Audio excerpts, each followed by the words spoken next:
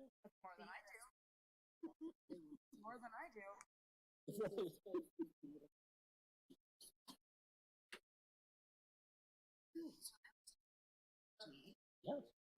That was a beautiful addition to the community. And we're not done yet. No, we're got lots more work to beautify this place.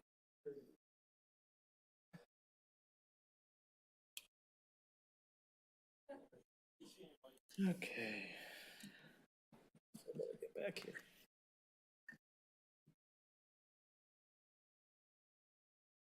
See, when I was over there, I could see out in the hall. My cursing So- was 88. Oh, well, he dropped his stuff off. But he's been here once. I had to wear, semi-professional clothes today. There you go. What is going on? What is going on?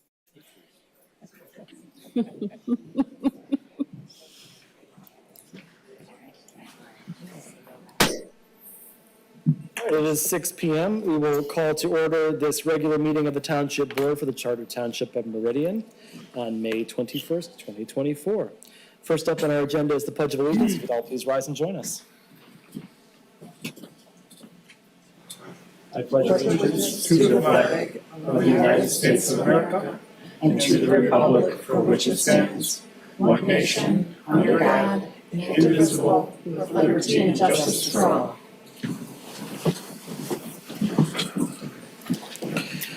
All right, the next item on our agenda is a roll call. If the clerk would please call the roll. Supervisor Hendrickson. Here. Guthrie is here. Treasurer DeShane. Here. Trustee Sumlin. Here. Trustee Trezise. Here. And Trustee Wilson. Here. All board members are present. Thank you, Clerk Guthrie. Next on our agenda is agenda item 4, presentations. We have none. Number 5 is citizens address agenda items and non-agenda items. For those of you who would like to speak at public comment today, there will be several opportunities for public comment. Those who wish to address agenda items or non-agenda items will have an opportunity right now, as well as near the end of the meeting.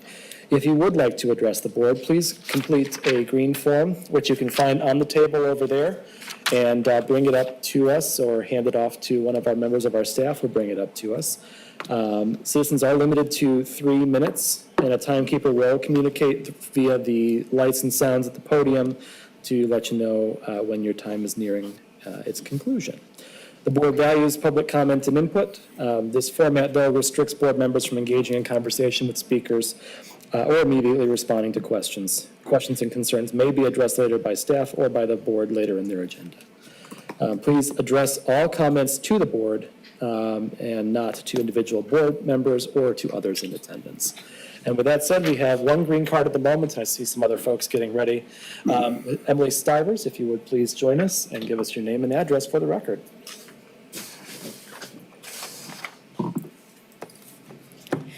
Thank you. My name is Emily Stivers. My address is 1010 Cliffdale Drive, Hazlet, Michigan, 48840.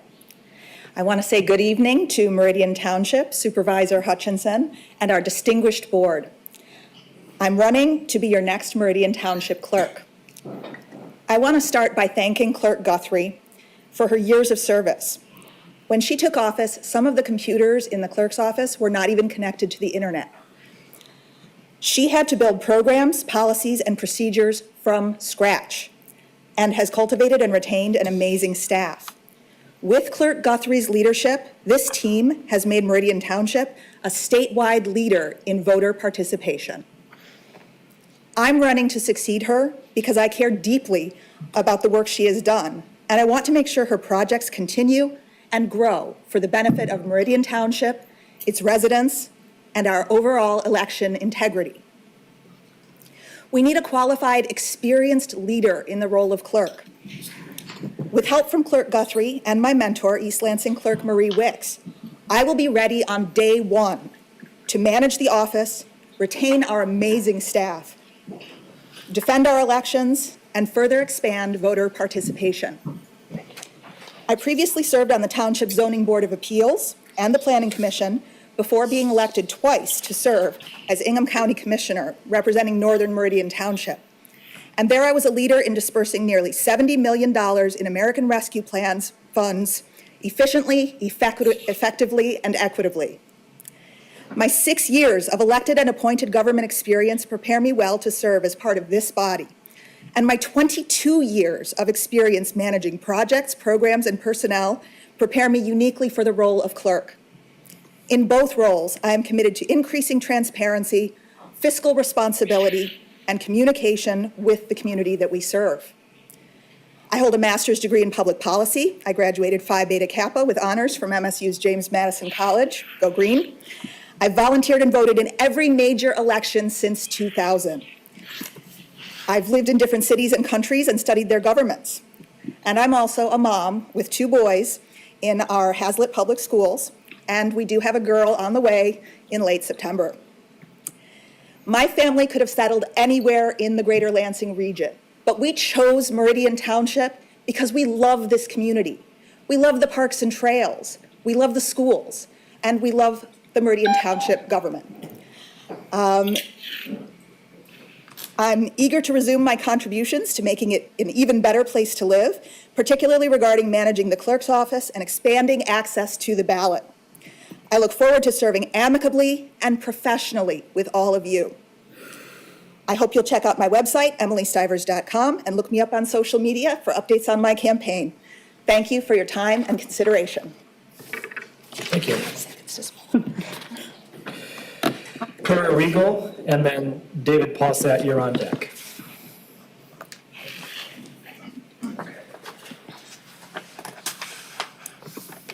My name is Clara Regal, Dr. Clara Regal. I live at 3712 Autumnwood Lane here in Okemos, and I also practice in the Meridian Township area. I am here to address the Special Use Permit 24009, which proposes a marijuana dispensary at the corner of Okemos and Jolly. The Meridian Township website states that Meridian Township is a prime community, a place to raise families whose responsibilities include the protection of our health and safety, and whose mission statement includes a safe and welcoming prime community.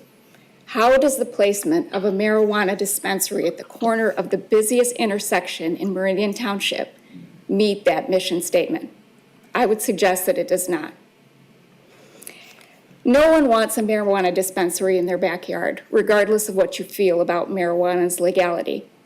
However, I have significant concerns about the safety and wellness of our children in this particular location. And it has to do with visibility, accessibility, and availability. It does meet the minimum distance from the schools. However, there are 4 to 5 schools which have a straight shot from the Okemos-Jolly intersection.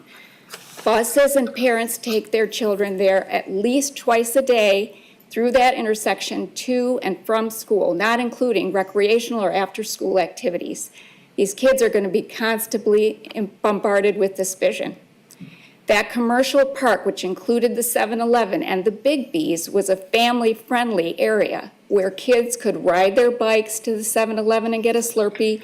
High school students could stop before school or after to get their Java fixes. Now parents are going to have to be concerned about the added traffic and potentially the availability of drugs in that area. Accessibility, it's an easy on and off the highway.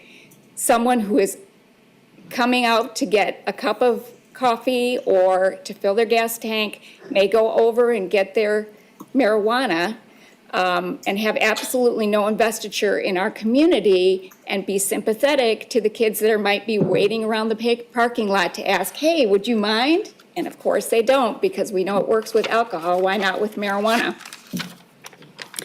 And lastly is our availability. We have a beautiful school system. Okemos and Hazlitt, undoubtedly the best school systems in Michigan. But we do have a drug and alcohol problem, and we don't need to hide it. We need to face it, and this is going to make it even more accessible to the students. Sands LLC is from Birmingham. They have no investiture in this community other than seeing us as a cash cow. We need to send them a message that we care about our children and that we care about our community. And the last request is to postpone the vote until the fall, until all of us are here from our vacations. Thank you. Thank you. David Paussat? May I use just some literature so you educate me a little more on the dangers of and much coming up. Thank you. So, my name is Dr. David Possett. I live at 3712 Autumnwood Lane. As Clara said, that, you know, we live in a beautiful community, and it's a family community. It's a community that's education oriented, and Clara read the mission statement. But here's what I want to talk about: is the poison this is and what's coming out. I listened to a lecture by a very prominent psychiatrist at Beaumont Hospital in Detroit. And right in the middle of his lecture, he's talking about access to health. He stopped in the middle of his lecture and he looked up, he stopped and he just simply said, I have to make a confession. He said, one of the greatest mistakes I made in my career just happened a year ago. He said, I voted for the marijuana bill. He says, you would not believe how many people are suffering from psychosis and mental illness because of this poison. This thing is and I paraphrase him, of course, this thing is fat soluble. It's different than alcohol. Alcohol goes into your system and then it goes right back out because it's water soluble. It doesn't get into your tissues. Marijuana, this THC, it is fat soluble. It seeps into your tissues. And as you look at this literature, it is destroying the memory systems of our brains, of those using it. There's going to be a massive amount of chronic dementia. We should probably triple the size of our memory care center over at Ingham County, because this stuff is such a bad poison. You're not hearing it as much because, you know, a guy like me, I don't have any interest in financially for this. I just want our community to be safe.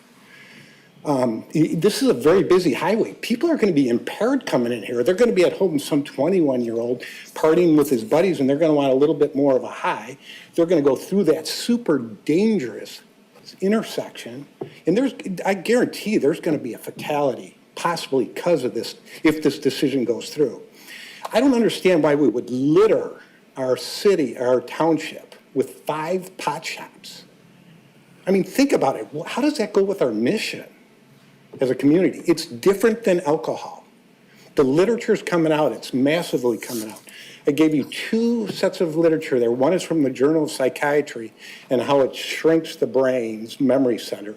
And the other one's from the American Heart Association, which shows there's an increase in strokes and heart attacks happening from this stuff.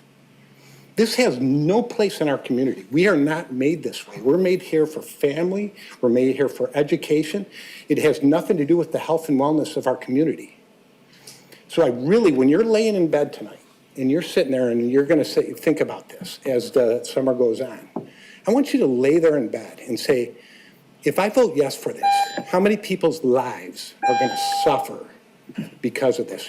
One last thing, and then I'll take my time. You're going to hear the opposite from the other side, right? They have a financial interest. I don't. And they're going to say, oh, it's, you know, there's no proof and all this. That's because they have a lot of lobbying money to do certain types of research. But if you dig deeply and you really sit down and look at this, you're going to find that this stuff is a poison, and it's fat soluble. It soaks in your brain. Thank you for your time. Thank you. Anyone else wishing to address the board at this time? You can give us a green card afterward, that's fine, thank you. Let me get, because I wrote it down, because I didn't want to be nervous and I wanted to be prepared. So I wrote it down. Can you give us your name and address for the record, please? My name is Deborah Dantes, and I live at 3590 Breezy Point Drive, behind Hiawatha. So my name is Deborah Dantes, and I am here writing to you in my capacity as a clinical social worker with a private practice located at the corner of Okemos and Jolly, just behind the 7-Eleven. As someone who primarily serves adolescents and children, I've been compelled to address a growing concern that has significant implications for the well-being of our youth. In my practice, I encounter a myriad of mental health challenges faced by young individuals, including anxiety, including depression, including schizophrenia, including behavioral difficulties. Among these challenges, there is a prevailing desire for quick fixes.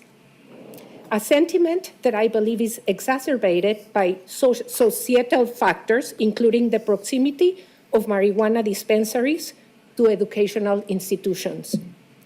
It is with great concern that I observe the increasing normalization of marijuana use among adolescents, particularly with the establishment of dispensaries in close proximity to high schools. While some may argue for the medicinal benefits of marijuana, it is essential to recognize the detrimental effects it can have on the developing brains of young adults. Numerous studies have demonstrated the adverse impact of marijuana use on cognitive function, memory, and mental health, particularly in adolescents. The National Institute on Drug Abuse, NIDA, reports that marijuana use during adolescence can lead to a range of negative outcomes, including impaired learning and memory, decreased IQ, and increased risk of mental health disorders, such as depression and schizophrenia and anxiety. Moreover, the mere exposure to marijuana dispensaries near educational institutions sends the wrong message to our youth. Instead of promoting healthy coping mechanisms and long-term solutions, it reinforces the notion of seeking quick fixes and escaping from reality, a concerning trend that undermines the importance of resilience and self-improvement. As a clinical social worker dedicated to the well-being of adolescents and children, I strongly urge for greater consideration of the implications of marijuana legalization and its proximity to educational environments. We must prioritize the health and future prospects of our youth by fostering environments that promote resilience, self-improvement, and responsible decision-making. I appreciate very much your attention to this matter, and I welcome any opportunity to collaborate on initiatives aimed at supporting the mental health and well-being of our youth. Together, I think we can create a safer and more conducive environment for their growth and their development. Thank you. Thank you. And if you could, please fill out the green card and hand it to one of our members of our staff in the back, we'd appreciate that. Anyone else wishing to address the board at this time? Please. If we could have your name and address for the record, please. And then, the name is Jeff Colchin. I live at 1316 Leeward Drive in Okemos. I didn't write a speech quite as eloquent as that, but I just wanted to leave the board with a couple thoughts. I work right next to Debbie as a financial advisor. There's an office park there just south of Jolly Road, just outside your jurisdiction, if you will. But one of my concerns is there's probably 8 or 9 of us financial advisors that work in the office park. And as you may know, we're regulated at the federal government level by what you work for what's called a broker-dealer. The marijuana industry at the federal level, as you know, is considered a criminal enterprise. There is a plan, of course, to change how the drug is classified to a less strict level, I understand. However, the challenge becomes for those of us that are licensed and regulated at the federal level, they will not let us be within X distance of what they consider a criminal enterprise, regardless of how you feel on the pros or cons of marijuana. So the rules for every broker-dealer are slightly different, but there's a reasonable chance that half to 2/3 of us are going to have to close up shop and move. They simply will not let us be that close to a marijuana dispensary. It's incompatible with their thoughts, their business model, and everything else, as you can imagine. So I just hope the board takes that into account. It's not something that most people would think of course, right? Unless you happen to work within the industry. The other thing I wanted to mention, and I don't know where the timer is, but I'm almost done. You have a minute. Okay. Okay. I was new car shopping 2 weeks ago, and I drove down Jolly toward Pennsylvania and turned to left. Many of you know that there's a a number of car dealers there on Sunday afternoon. But what caught my eye was right on that corner is a business called Homegrown Cannabis, okay? And on a beautiful Sunday afternoon, standing outside the door were two large gentlemen, each with a handgun and a semi-automatic rifle. Perfectly legal, of course. They're security for the dispensary, right? But I hope the board would stop and think that on that particular business there, whether we want people with semi-automatic weapons standing outside the door when your teenager goes in for a quick Slurpee or not, okay? I'm not sure it's a great look for us. I hope you think about it. Thank you very much. Thank you. And if you would, please also, you can give it to someone back in the back. That'd be great. Thank you. Anyone else wishing to address the board at this time? Seeing none, public comment is closed at 6:20. I will just take a moment to point out the special use permit that several members of the public have all been here talking about is not before the board this evening. That I believe is in front of the Planning Commission, and that'll go through them first a couple of times before it makes it to this body, assuming that they'll make a recommendation. So I wouldn't expect that to come before us until sometime in the middle of the summer would be my guess. But thank you for coming out. Clerk Guthrie? Thank you, Supervisor Hendrickson. And for Ms. Dantas, if you wanted your full comments part of the record, if you could please leave it with the staff in the back, and just to let the other gentleman know that the materials he dropped off will be included as part of the official record. Thank you. Thank you, Clerk Guthrie. Next up is Agenda Item 6, the Interim Township Manager Report. And for that, we'll go to Acting Township Manager Dan Opsamen.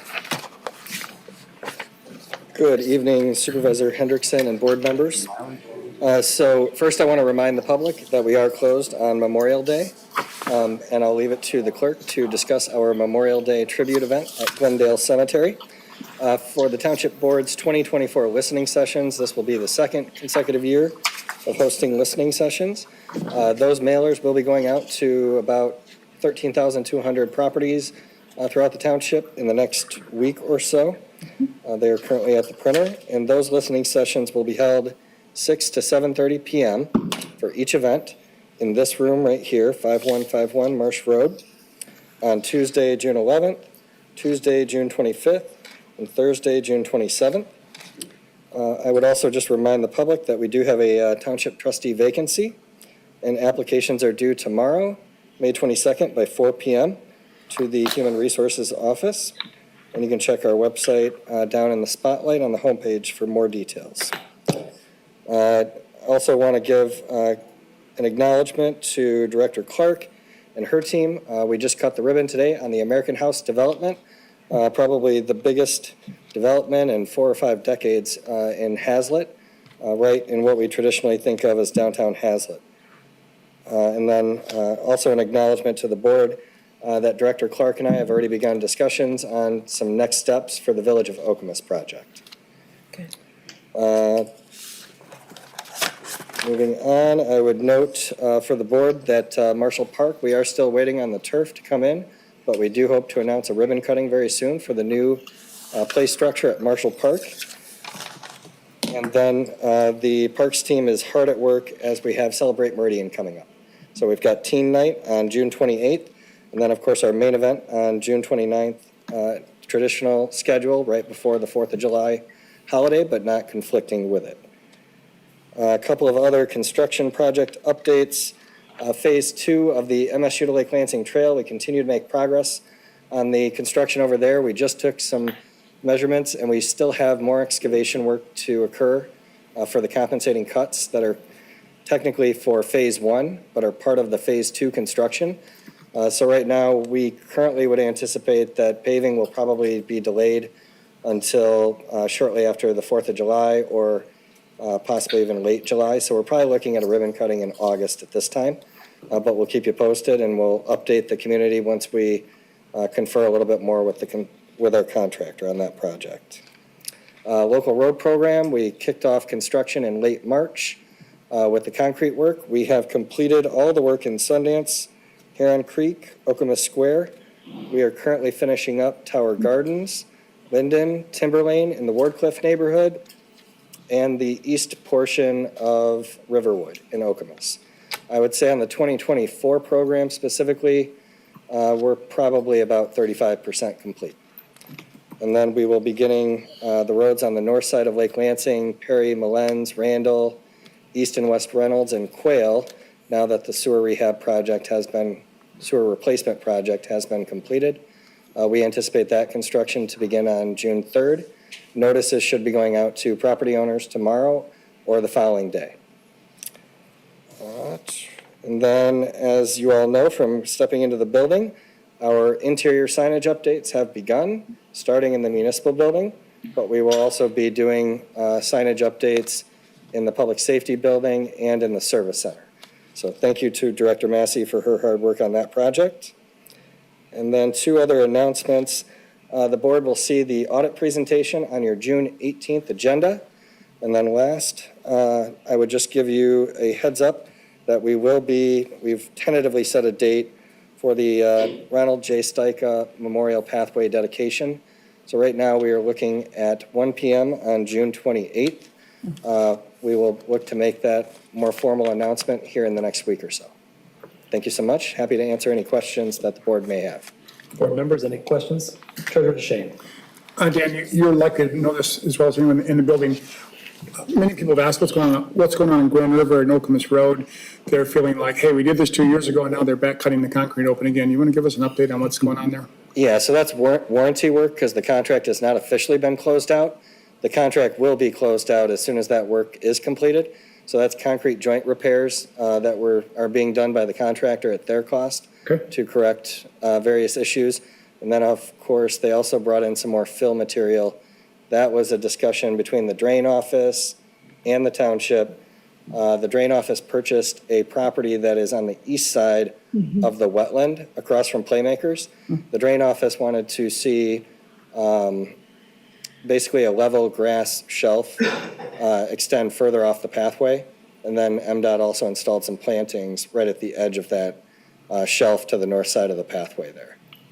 And while we're talking roads, Okemos Road, between Interurban and Hazlet Road, that is the Okemos drain work, is that correct?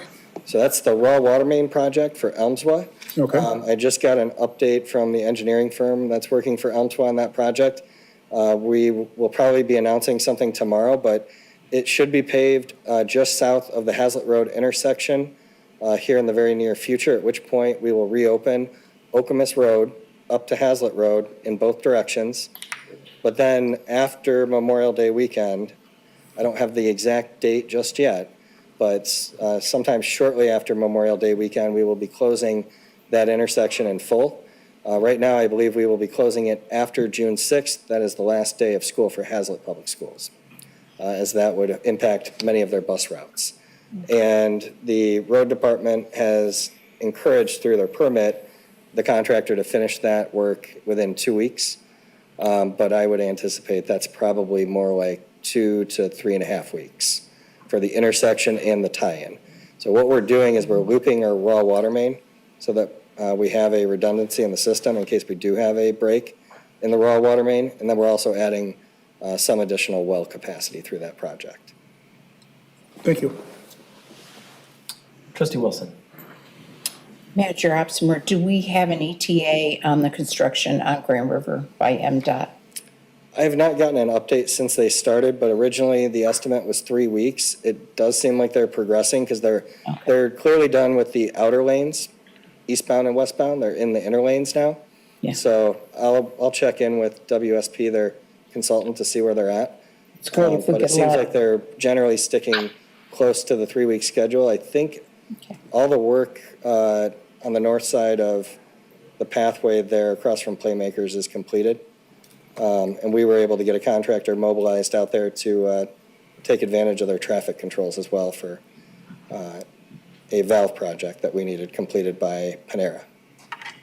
It'd be great if we could get the word out, if you get a firm date, so people know. They're extremely frustrated. Yep. I'll see if we can get an update out prior to the Memorial Day weekend. And we'll certainly be getting an update out regarding Elm Swift project on Okemos Road tomorrow. Thank you. Thank you so much. Other board members? Clerk Guthrie? Thank you. I almost said Madam Supervisor. Thank you, Supervisor. Could you or Director Clark give an update on what's going on at downtown Okemos, what's happening at the old Barry Amos on Grand River in Hamilton, and an update on Trader Joe's? I will defer to Director Clark on those because I don't have all the nitty-gritty details on those. Sure, you want to come up and answer those questions? Not to put you on the spot there. I was gonna ask about a Good to couple of know. those anyway. Okay, great. Can we open the door, Stephen, while we're, Yeah, it's starting to roast in here. it's okay. It's all right. So, I mean, I'm probably gonna have to give you some bad news. I'm a little bit surprised that Manager Opsimer said that there was an update about Village of Okemos. I don't have anything to provide the public with at this time. But you did have some follow-up questions about some other projects. Do you know what's happening in downtown Okemos right now, the work that's being done? Oh, Hamilton Road. Yeah, that's what I'm asking about. Consumers Energy is Yes. doing a gas update Okay. along Hamilton. Residential gas gas. update. Yeah. Yep. Do you know That's how the same long, thing this morning. do you know how long they'll be working on that? I Or did don't, they- I can check. I did not receive an update from from Consumers Energy about that specific project. Okay. It's about 2 years ago when they let us know that they were doing a gas update. There were 3 residents about a year ago that had an updated line, and I think they recognized the age of the infrastructure in the area and kind of put it on their projects. And then I noticed some work being done at Barry Amos, the old Barry Amos at Hamilton, like where Yes. Grand River and Hamilton Yes. merged together right there in the little triangle Correct. area. Didn't know Correct. if you knew what was happening there. It If you can is- disclose what's happening there, if anything. There is a potential for that to be a coffee store or a coffee retail shop for the community, correct? Oh, that'd be cool. And then any update on Trader Joe? As far as opening, no. Nope, nothing yet. Okay, Thank you. thank you. Other board members? Seeing none, we'll move on. Thank you. Seeing none, we'll move on to agenda item 7, which is board member reports of activities and announcements. Any board members wishing to make a report this evening? Clerk Guthrie. Thank you, Supervisor Hendrickson. I will make an announcement that, and I did this at the last board meeting as well, that Memorial Day obviously is on Monday. And each year, the township clerk works with the Meridian Community Band and with other organizations to put together the annual Memorial Day service. And so that is at 11 a.m. at Glendale Cemetery. And U.S. Navy veteran Joy Rimpau will be our speaker, and St. Luke Lutheran Senior Pastor Trevor Sutton will be speaking as well. And then the scout troops and the Cub Scouts will be presenting the colors. So it's always my favorite part. And we also have a bagpiper, but I forgot to bring that name, so I apologize for that. And so we're excited about it. I hope you can join us. It's supposed to be a beautiful day. The other thing, Manager Opsimer mentioned the construction of the trail to Lake Lansing, and I did notice that Ellison Brewery was promoting it as a way to get to their brewery. I thought that was pretty awesome on Facebook, come and bike or walk or whatever. So they've been promoting that as a way to get to their establishment, so that's pretty cool. Meridian Township has escaped the May election audit, so I'm happy for that. So we can box up everything that was related to the May election audit. We didn't have much to do because we gave our voters to East Lansing, but anything we need to retain for records or whatever, we can seal all of that up. And then attended the American House ribbon cutting today. It was a wonderful event. It was beautiful. It's a gorgeous building. They offer an unbelievable amount of activities. If you don't follow them on Facebook, they announce a ton of things that they're doing, and I feel like I lead a pretty boring life every time I see all the things that they're doing over there because they have a lot of excitement going on. And if you have a chance, they're super open to the public coming in and dropping in at any time to have a look at their building and what they're all about. And they're just super friendly people over there. And ran into a Home TV alum member, Marcus Martin. We go way, way, way back. And so he's doing real good in Lansing and helping entrepreneurs in the Lansing area. So, and then just shout out to Melissa and whoever else was part of getting the internal signs here in the township. They look great. I think our voters and everyone paying taxes will be happy. They can easily see our signs much better than they could before and make it to our little corners of the world here on the first floor of the municipal building. And that's it. Thank you. Other board members? Treasurer DeShane. Thank you. May 15th was the CATA board meeting, and CATA's ridership is up 20% year to date from a year ago. So people are using CATA again, including Meridian Ready Ride is up 22%. So, you know, the exciting news about Meridian Ready Ride is it used to be just for seniors or people who needed assistance with, thought they needed assistance, didn't need assistance with their ride, because Ready Ride helps that, but more and more parents in the township are using it for after-school programs. St. Martha's parents are using it in some cases to get their children to and from school. So it's really become used by seniors, some disabled people, and families in the township, so that's exciting. CATA usually reports to the Transportation Commission, but since we don't have a quorum for the Transportation Commission, and that commission may end up not meeting for the next year, I've invited them to come to our September meeting and give us a ridership update and a CATA update. So one of the exciting things that we'll be talking about is micro transit, which allows someone to take a CATA bus, fixed line bus to a certain location and then get a car, essentially an Uber type car, to another location. So it really gives the best of both, the speed of a fixed line transit, yet that last mile or two will be provided as well. So they've got a grant for doing that, and they're excited about rolling it out, and Meridian Township may be the first place they try it at. Also, want to put a plug in for the Memorial Day event. It's a great event. You do a wonderful job putting that together, and I look forward to attending it this year. And for those that want to know about Flags Over Meridian, this is your first weekend to get your flags over Meridian. If you want a flag, go to the Kiwanis Club of Haslett and Okemos, and they have a sign-up sheet there. About 1,000 homes and businesses get a flag every year. That's my report. Thank you, Treasurer DeShane. Anyone else? Trustee Wilson. Yes, I'm happy to report that the task force on the senior and community center had a meeting over at the senior center to hear their input and take into consideration some of the ideas that they brought forward. And then this week, today, we had a meeting with our outside consultant, reviewed those requests for changes, and they are going to take those back under advisement and bring us a redeveloped plan that will incorporate a number of those ideas that we heard at the senior center. So I'm happy to report we are making progress. Thank you. Anyone else? I'll go ahead and just report that I got to attend a block party over at Bennett Woods Elementary that they put on each year. Kids had a terrific time getting to, enjoy the food trucks that our community has, take part in some activities with local businesses. It's a really good time. I have begun the process of reviewing how we go about appointing members to our boards and commissions as I get sort of up to speed on my new role here. And so I'm looking forward to diving into that.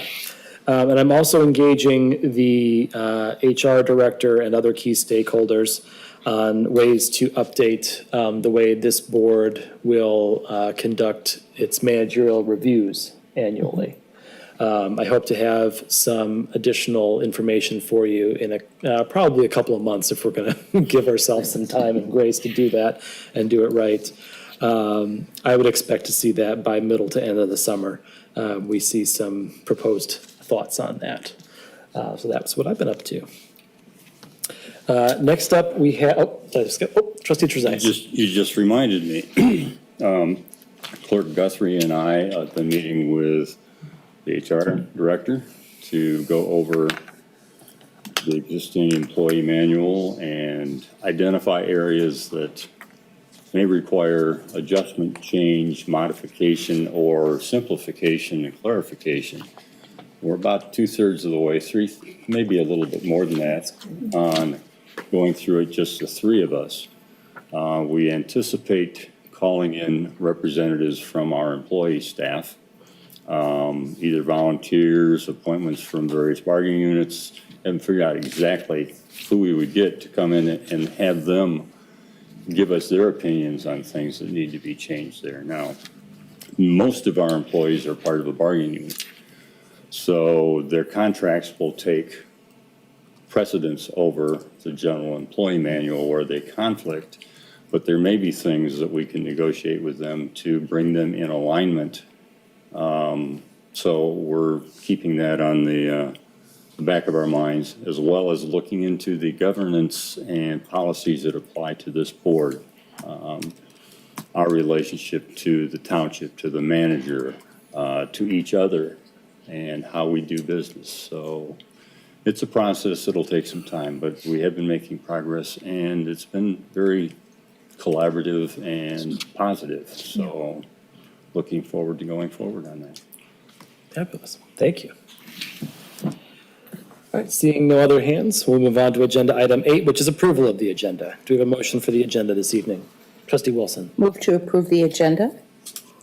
Second. Supported by Trustee Sunland. Any comments or changes to the agenda? Seeing none, all those in favor of the agenda as presented say aye. Aye. Any opposed? And the agenda passes. Next up on the agenda is item 9, which is our consent agenda this evening. On our consent agenda this evening, we have communications with the Township Board, our minutes from our May 9th regular meeting, the bills, the Economic Development Corporation appointment, a liquor license for the Friends of Historic Meridian, the disposal of surplus equipment, updating the designation of signers for the Mishta Chill grant due to staffing changes, and the Downtown Development Authority annual report. Any motion on the consent agenda? Trustee Wilson. Move the consent agenda. Support. Supported by Treasurer DeShane. Any comments on the consent agenda? Treasurer DeShane? None. Trustee Sunland, you had a comment? Yeah, I'm just very pleased that the Economic Development Corporation appointment, I mean, oh my goodness. He currently serves as the Director of Health and Human Services Office at the state of Michigan. And I thought, oh my goodness, we've got somebody that is being appointed that is like really high up, and he's spent a lot of time on, he's an Okemos resident. And it's just, I'm just so happy. I'm just surprised that it's just so cool.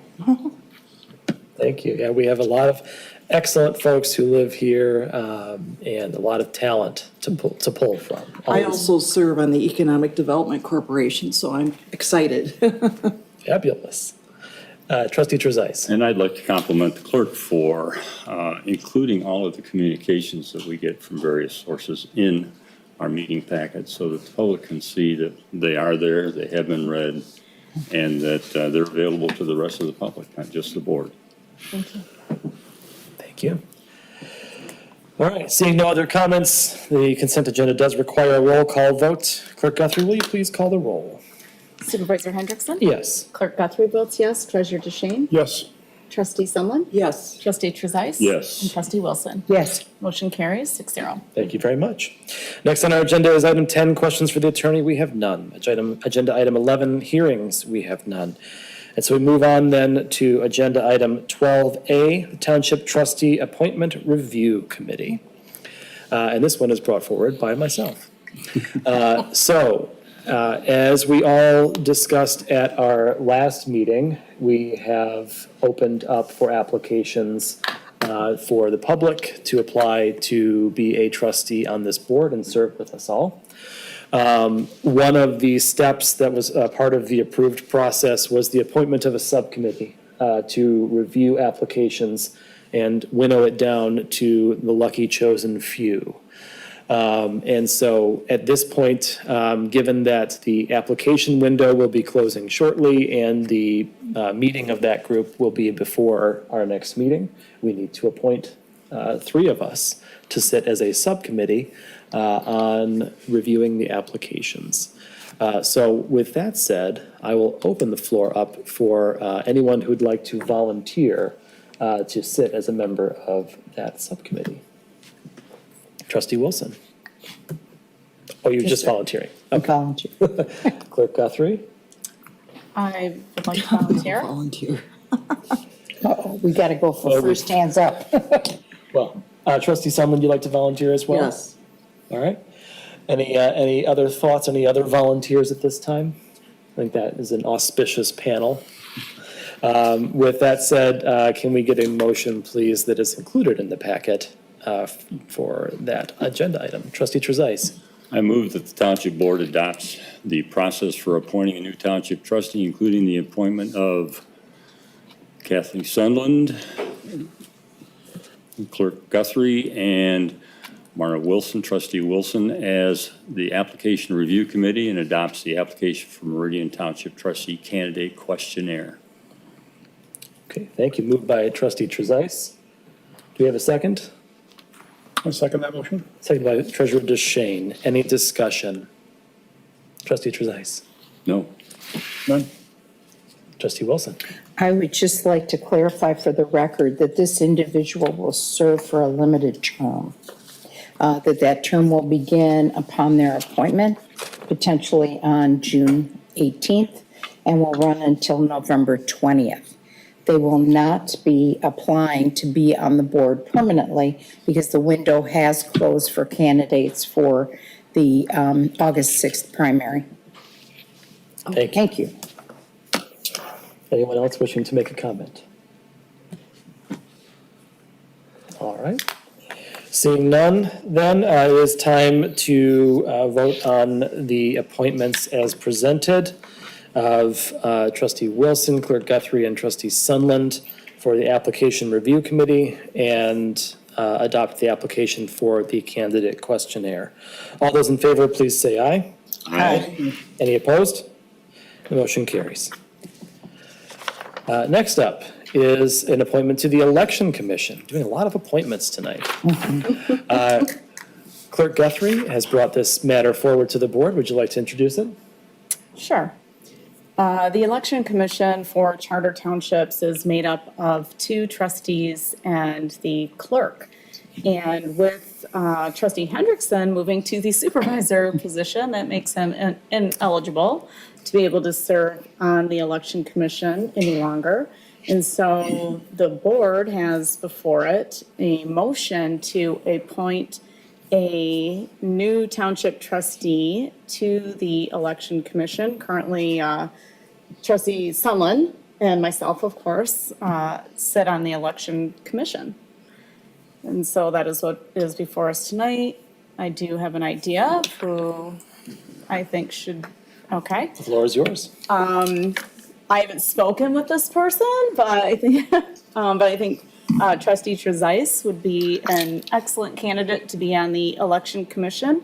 He has served in several different capacities as a chair at one of our polling locations. He's worked with our team in the back to process absentee ballots, and he has other experience in regards to election-related items. And so I think he would be an excellent candidate, and we work really well together. So I think he would be a good addition to the Election Commission with Trustee Sullivan and myself.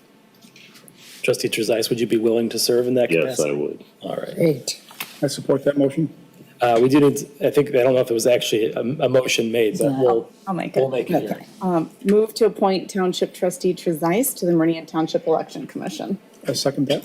Moved by Clerk Guthrie, seconded by Treasurer DeShane. Any comments? Further comments, I should say. I will comment that I am sad to leave the Election Commission. It is an area of great interest for me, and I only got to serve in one meeting in my capacity on the election commission. But I wish trustee Trezise and the rest of the commission well. So what you're saying is there'll be no great loss of knowledge. There's not a whole lot for me to transition to you. We clarified some precinct boundaries. Good. That was a very important meeting. Those three houses were on the wrong side, and that was very important to get them on the right side. We wrote a resolution on the fly. It was fun. It was exciting. Active work. That's right. All right. All right, the motion before us is to appoint trustee Trezise to the Meridian Township Election Commission. All those in favor, please say aye. Aye. Any opposed? And the motion carries. Congratulations. Congratulations and welcome aboard. Thank you. I'm saying thank you to him. Next up on our agenda is item 12C, the interim township manager contract. And this one I bring forward to you on behalf of our attorneys and interim manager Tim Schmidt. As the board knows, on April 21st, we approved appointing Timothy Schmidt as our interim township manager. We had a good faith understanding that required follow-up in the form of physical documentation for the contract. That agreement is in the packet here before us today. Substantively, it contains 5 provisions. One is a temporary increase in his salary to the level that the outgoing manager was being compensated at. There's an addition of 40 hours of additional vacation time added to his leave bank. He will forego his current phone stipend that he receives and receive a township cell phone for official business. He'll be given the opportunity to return to his previous position at the previous salary at the end of the employment agreement. And he'll have 6 months of for-cause employment status following his tenure as interim township manager if he returns to his previous position. And the various for-cause reasons are spelled out in the contract, which was provided in the packet prior to this meeting.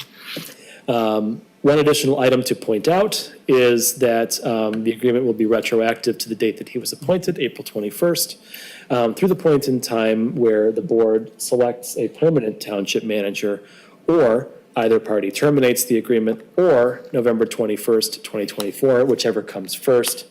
If for some reason we have not yet selected a township manager by November 21st, then we would have to go back and renegotiate an extension of some kind. Mr. Schmidt is not here, as we can see, in person. However, he has assured us that he is in support of this agreement and will be happy to sign it when he returns.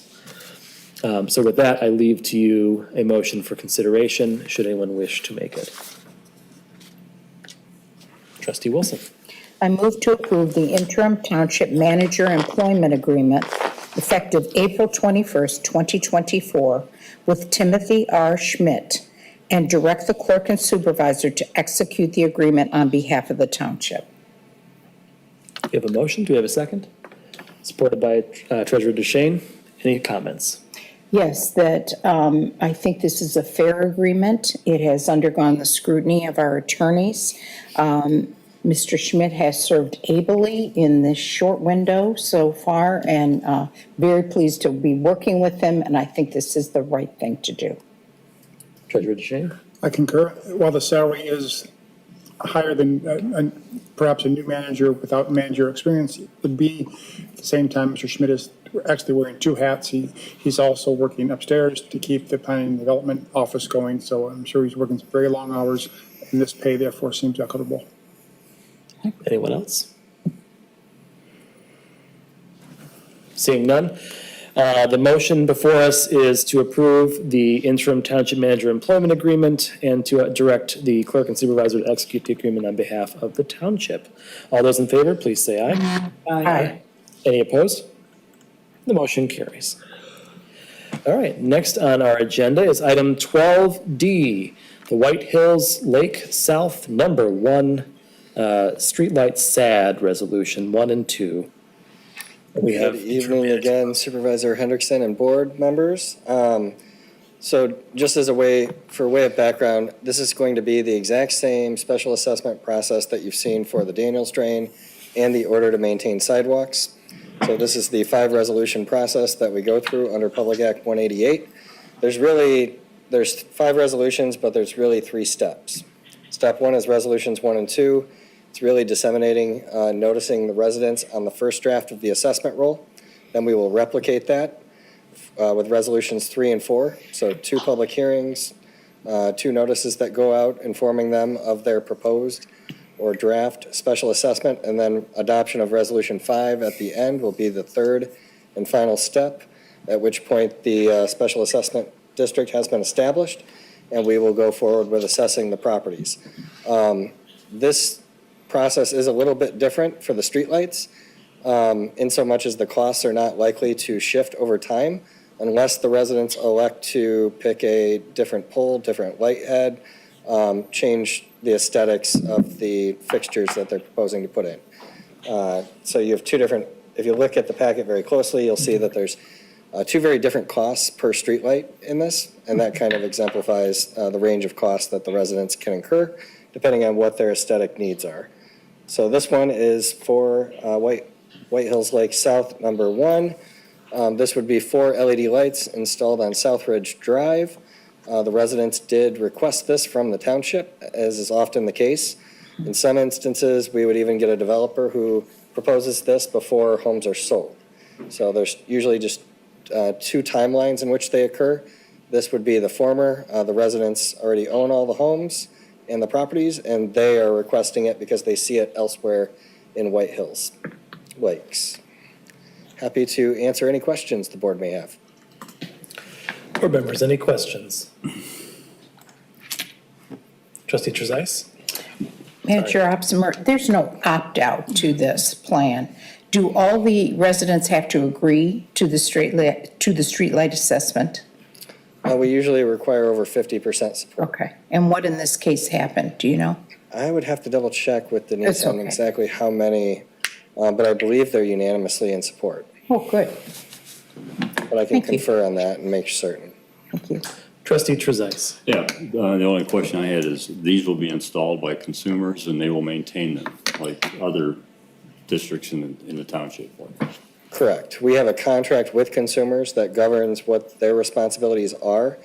The township's role is the assessment district, and then also we pay the utility bills. So we pay the utility bills, and then the residents reimburse us through the assessment process each. I believe these are actually on the winter assessment roll. Thank you. Any other, Treasurer DeShane? And Dan, are these new poles and fixtures, they're going up, replacing existing ones, or are there no lights there now? Brand new streetlight district from scratch. So no existing lights. However, there are lights in close proximity, but different district. Okay. Clerk Guthrie? Are these in uniformity with the ones that are in proximity or any of the other ones in the township? Is there any kind of uniformity, or is it whatever the neighborhood wants? It's kind of whatever they want, but they typically will kind of go in uniformity. A lot of it has to do with how the development patterns are, right? So this was kind of a smaller phase if you look at the map towards the end of this packet item in your midst, this item in your board packet. When we develop in really small incremental phases, you're going to tend to get smaller streetlight districts versus when we build out, 200 homes at once, you're going to get more uniformity.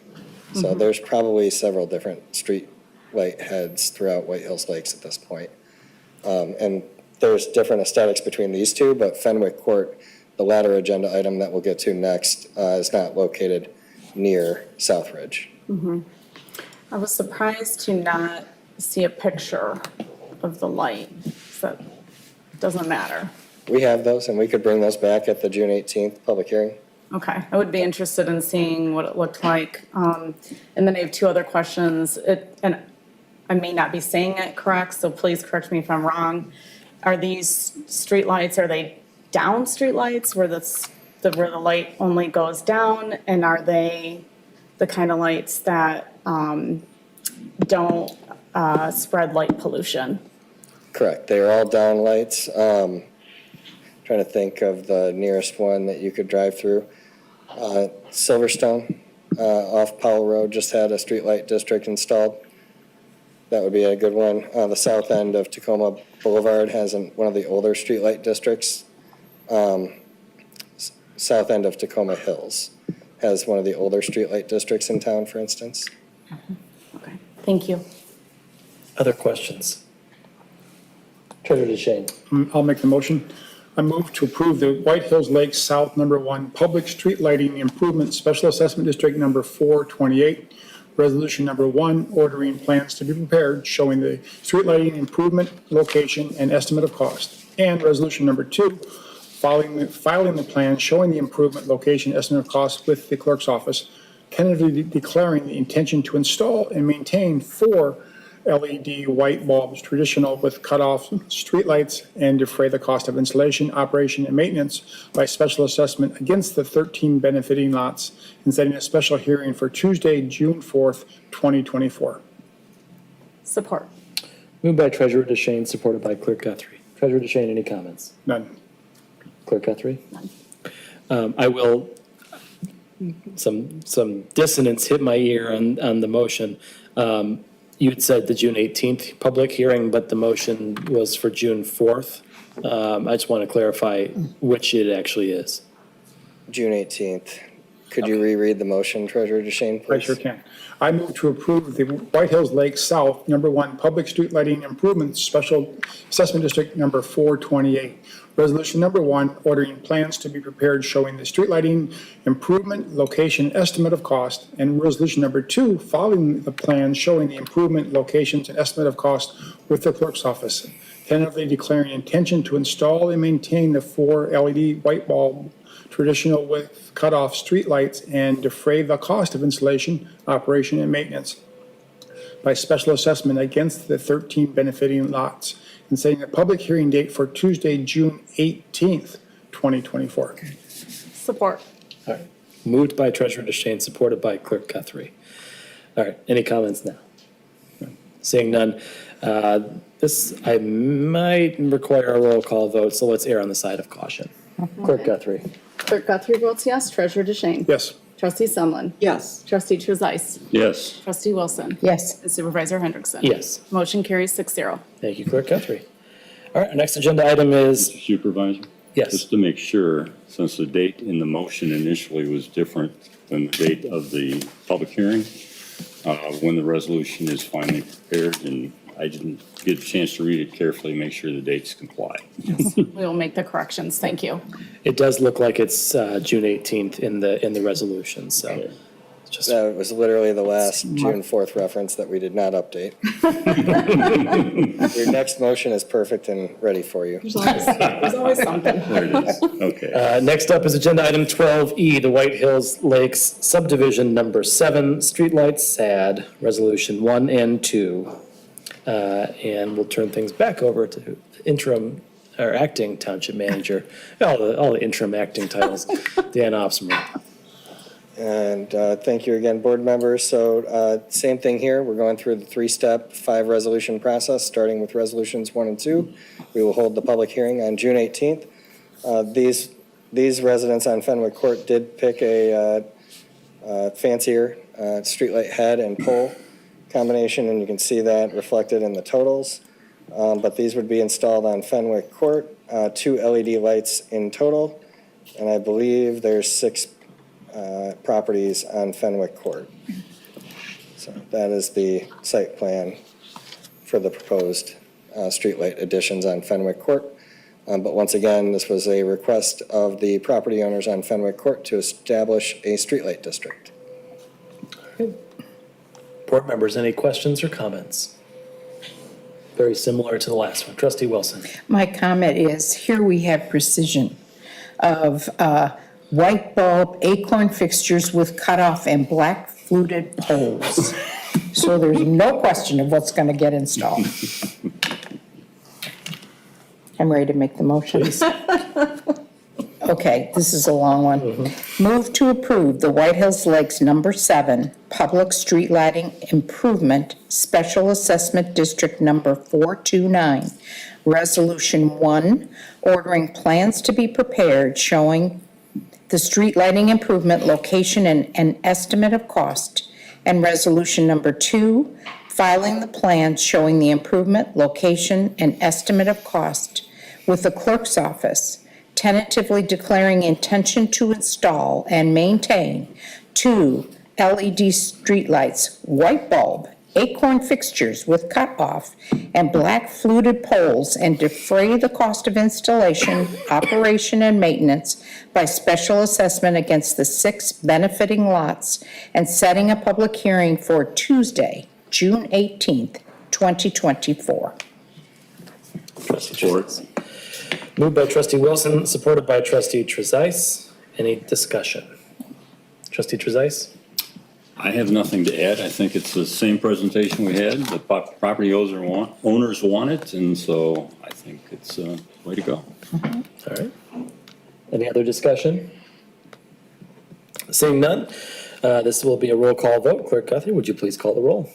Treasurer DeShane? Yes. Trustee Selman? Yes. Trustee Trezise? Yes. Trustee Wilson? Yes. Supervisor Hendrickson? Yes. And Clerk Guthrie votes yes. Motion carries 6-0.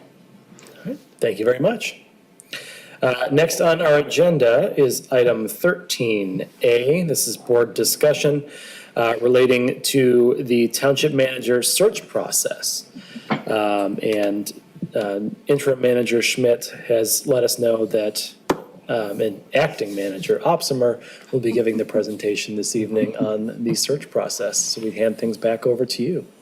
Thank you, Supervisor Hendrickson and board members. Interim Manager Schmidt drafted the vast majority of this timeline. There's really 2 things that we're looking for from you this evening.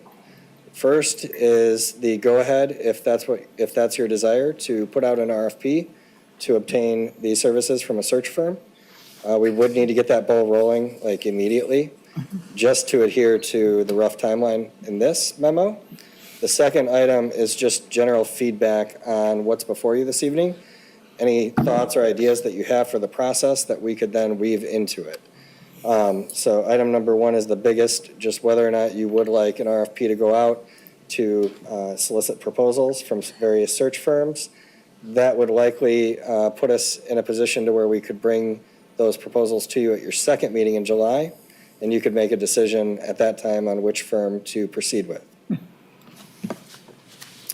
And then extending out from that July timeline, actually what I'll do is, if you'd like, I can just pause there and we could have the board discuss the first of the 2, if you'd like, and then we can get into early August to late 2024. Sure. So the question then would be, do we move forward with an RFP for the firm that will conduct the search for our next manager?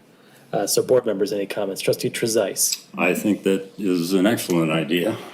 This is a search that hopefully will be nationwide. We need a qualified firm that can work with us and with staff as necessary to identify what we're seeking in this position. Hopefully a firm that has experience in filling this type of position. And I think that's the way to go. We don't have the expertise, and I don't believe we have it internally to work at this level and do the rest of the work that needs to be done on a day-to-day basis. So I strongly support seeking a professional search firm. Other board members? Trustee Wilson. I spoke with interim manager Schmidt about a timeline for doing this, and he indicated the timeline is much longer than I expected to do the due diligence, hire the firm, do the due diligence, bring us great candidates from which we can choose. So I think this is, given the skill set that this company would have and experience, and I understand there's several firms that we could look at, it's time to get rolling on this, to get it done. Thank you. Treasurer DeShane. I concur. We need to hire a firm to do this. It's an important position. I've always stated that the most important thing this board does is hire a manager. And so our next manager is extremely important. What I don't understand though is that we're going to hire this firm according to this plan early July, but we're going to wait until early August to begin the search process. I don't see why we're gonna need to stake a month before once we hire the firm to get them busy looking for a candidate. So the proposals, we would get the RFP out in hopefully by mid-June with proposals due in early July, but likely after your first meeting in July. So we would bring the proposals to you your second meeting in July. It's really the timing.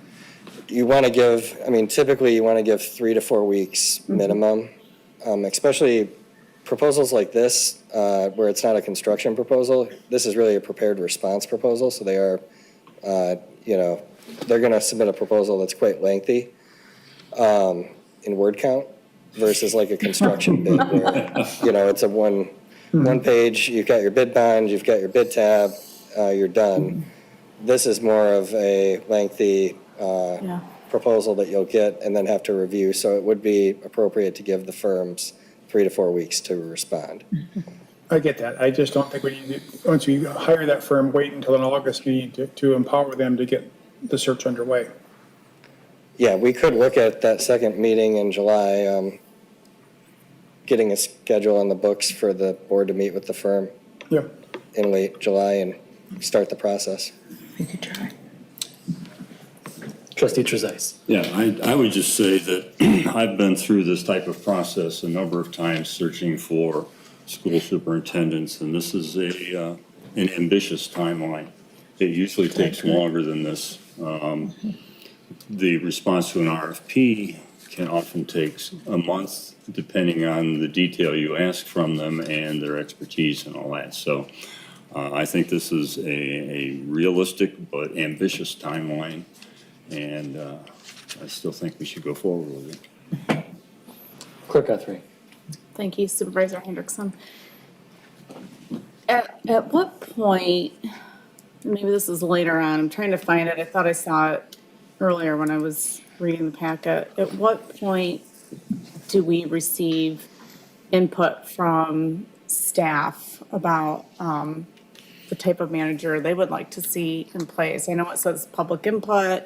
Is there internal input for the next township manager that we would like to lead this township, as well as external input? Is that? I think those are conversations that we'll have to have when interim manager Schmidt returns from vacation.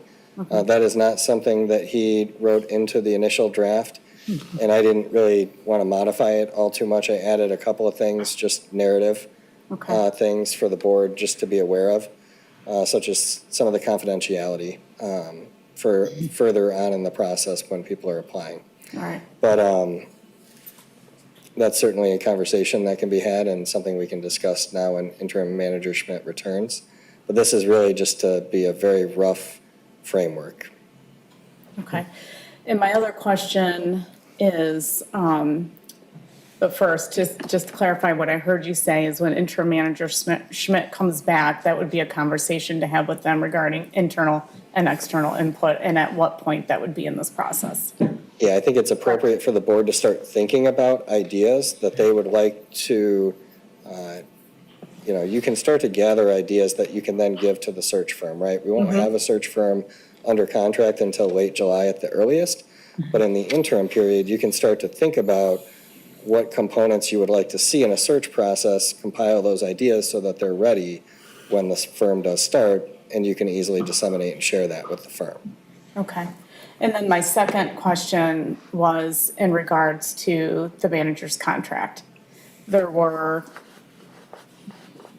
presumably holes or issues found in the contract, or maybe things that the board doesn't want to have in there, or maybe they want to add other things in there. At what point in this process, it would seem to me that maybe somebody who's applying would look at the former contract and say, oh, look at all these things I get, or, oh, look at that, look at this. I'm going to apply for this job. At what point does the board look at the contract and make any modifications so the search firm and anyone who's applying for this position has an accurate idea of what the benefits are and the scope of the contract? I suspect that those conversations would likely happen under this memo at the late August stage. If we're going to be setting up the minimum qualifications, preferred qualifications, we're gathering public input, what have you, we're going to have to at least address, what we believe the compensation will be, because we'll have to post, the search firm will have to post something with regard to that. And then if you look a little bit further on, in the late October, early November, there's in that memo, there's contract negotiations occur toward the end. Yeah. And I agree, I think, So this board would be meeting to discuss that prior to August, or whenever this goes out, this RFP goes out. I would imagine that, Is what I'm that hearing you late say. July or late July to late August would be a time frame for us to have a few discussions as to what we want to include in the qualifications and the salary and whatnot. And, the search firm is going to also give us some input as to what they believe the market rate would be for a community of our size. And so, I think once we get them engaged, whoever it might be, it'll be helpful to have them provide us with some of that input so that that'll kickstart the discussion. Thank you, excellent, thank you.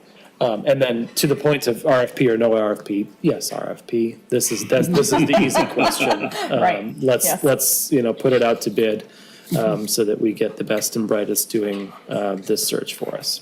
Trustee Trezise. I would say that in this process, normally the posting does not give intimate details as to the contract that's Right. coming. It says wage, it says insurances, may say life insurance, it may do some things like that, financial, but the details in a contract of hire is much deeper and would be part of the negotiation process and board input as to what we could offer in those areas. And that probably would occur sometime in October, as we're getting close to making a decision and going forward to the negotiate. Yeah. Clerk Guthrie. One more comment about that. Because the former contract is made public, I do worry that people who apply will presume that this is the exact same contract, if not very similar to something that they would get if they were to apply for this. And so that's one of the reasons I think the board should look at the contract earlier than later, because people will speculate, they will look at the news that was out there, they will look at the contract on the township website, they will make assumptions and presumptions.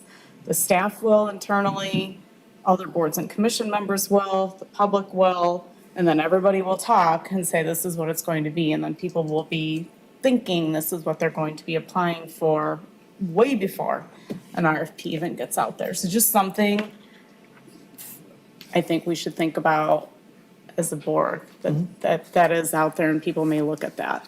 Well, here we are on the record, right? I think, Yeah. A lot has happened, a lot has changed since the last township manager contract was written. I think it deserves to be updated, and it deserves to be run through township council, and scrutinized and approved by the board. So from my personal perspective, I can't imagine us moving forward with the same contract that we had before. And for the record, I expect that the contract will change significantly from what was put in place, 10 years ago, 11, 12 years ago. We can certainly think about how that materially might change over the next few months, but I think sufficient to your point about what are people in the world going to think about it, I think we can tell them unequivocally, at least I can say unequivocally, I will support making significant changes to that contract. Yes, thank you. Any other questions or comments? So I think you've got some general direction on RFP or no RFP. What other questions did you need us to weigh in on at this moment?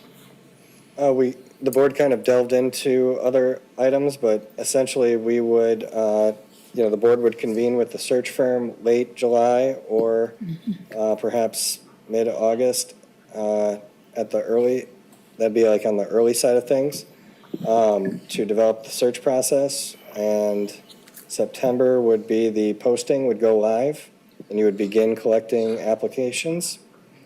this is where it is an opaque process, right? You're collecting applications, and state law comes into play here as a local unit of government where there's confidentiality. But even when state law doesn't come into play, it's common for executive searches to have confidentiality until you get down to the final 2 to 3 applicants who will be interviewed. And that's because you're typically attempting to get the best applicant pool possible.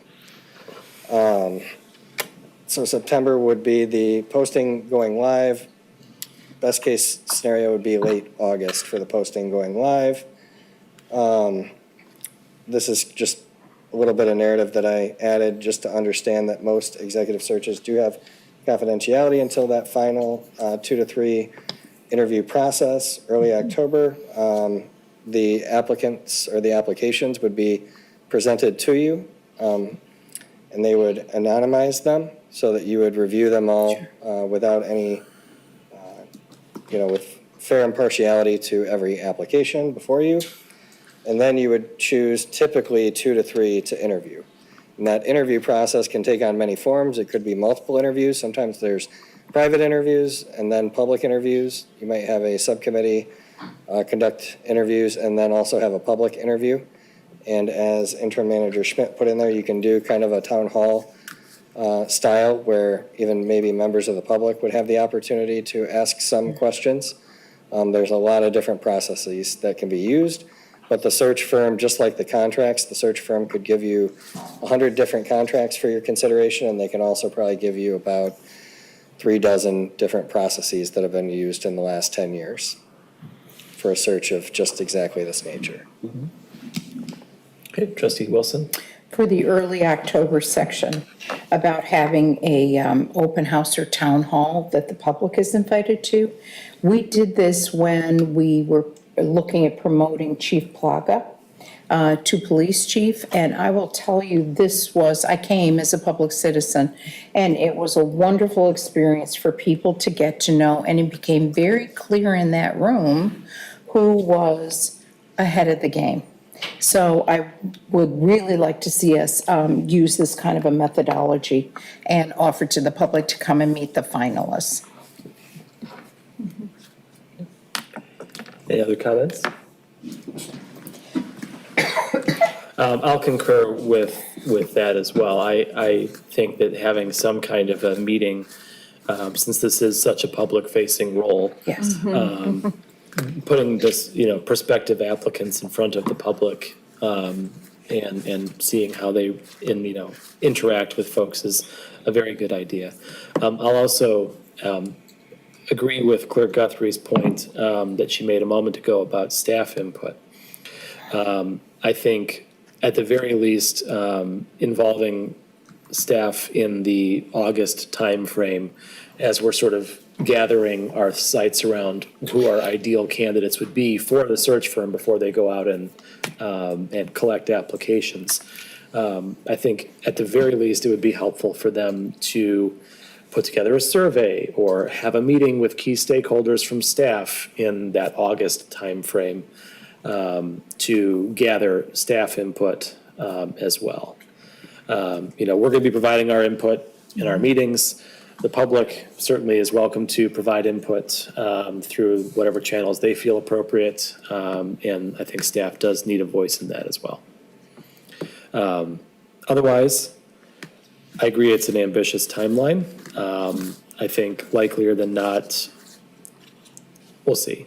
My guess is we'll have someone by the first of the year, not early November, but, shoot for the moon. Any other comments? All right, seeing none, thank you very much. Thank you. Next up is agenda item 13B, the Mishta Housing TIF initiatives and policy changes. And before us tonight, we have Neighborhoods and Economic Development Director Amber Clark, which I will eventually get into one singular breath. Full mouthful. Thank Full you. mouthful. Okay, so the objective tonight is discussion. I have 2 items before us. It's really just discussion right now. There is a bit of a motion in this, and that was taken to the Brownfield Authority, and I'll explain a little bit. So We have a brownfield redevelopment. For the community, brownfield essentially means contaminated, blighted, obsolete, or historic properties. It's an incentive, a true incentive, meaning the development typically does not happen without the support of the local community approving a reimbursement. I like to stress that, which is the developer will pay for the cleanup, and through the life of the project, it is reimbursed back to the developer. That has kind of been the thing generally in the township. When we have a brownfield plan, we have several brownfield projects. The American House Meridian site is a brownfield site, or was previously a brownfield site, completely cleaned up. So that's one project we can say, yay, exactly, this incentive works. Last year, September 2023, the state of Michigan made some changes, made some allowance changes, some eligibility changes to the State Brownfield Act. It's now Public Act 90 of 2023, and it has changed the definition of eligible property to include housing property. This means that now a project that includes a housing component could be eligible for brownfield. I'm gonna stop right there. A housing component. This is not only multifamily housing as far as MISHDA is concerned. This could be single-family housing. So this covers housing components of projects. A developer would approach the local unit of government, like we continue to do now, get an approved brownfield plan, and the eligibility costs could include vertical construction of the housing development portion. Previously, the eligibilities were focused on removal of the contamination, asbestos, cleaning up a site, geotiles, vapor mitigation systems, everything that you would do to protect the public from whatever contamination was there previously. But this new state allowance will include eligible units in the reimbursement. That is huge. It's huge. Yeah. It's huge. So then, of course, you're like, well, thank you, state. You're opening up the door. Dear state, do you have some parameters for how long a community should allow such a reimbursement? Do you have a standard for the number of units, size of units, cost of units? No. That's all for the local unit of government to determine. So the more that I've dug into this, the more that I'm like, this is a wonderful tool. But as a community, we're going to have to really be aligned on what is our definition, because it's up to us to determine what that is. There are several things out there, and so I think I'm just going to start with the general, how does this work? The developer, again, will come to staff, will come to the local brownfield authority and say, here's our request for reimbursement. What they're going to do is, let's use a two-bedroom unit. A two-bedroom unit, fair market in Meridian Township is about $1,000. So generally, for kind of cost-effective, two-bedroom, 1.5 rental in Meridian Township is about $1,000. That's multifamily. Single families starts at $1,600 and goes up. And these are just, again, we've got some white papers on some housing units, studies that we've done for local Meridian Township fair market rents. The developer will then have their unit rent. And the difference between their rent cost and the fair market cost would be the cost reduction calculation. That sounds generally like that's suitable, right? A two-bedroom apartment would typically go for $1,000. Maybe the developer would offer it at $750, and we would take that reduction, that $150 reduction, right, per unit per month. That would be the extrapolated cost. Tell me if I'm confusing anyone. Okay. Great news, and more terrifying news, is that MISHDA has some cap rents. They've decided these cap rents, for instance, for a studio bedroom or a studio apartment, which is anywhere 650 square feet or less, their cap rent is $2,120 a month.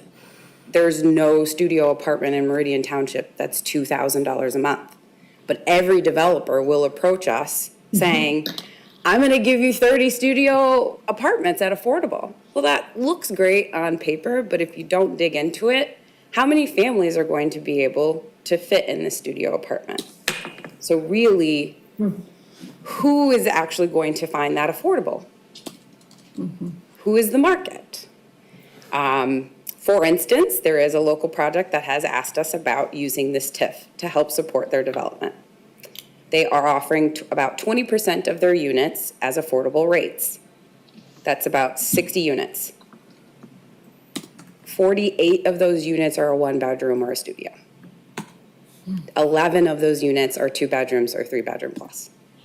So if we're focusing on our bread and butter, which is families, I personally consider and would recommend the board setting some standards on the number of units by size or type.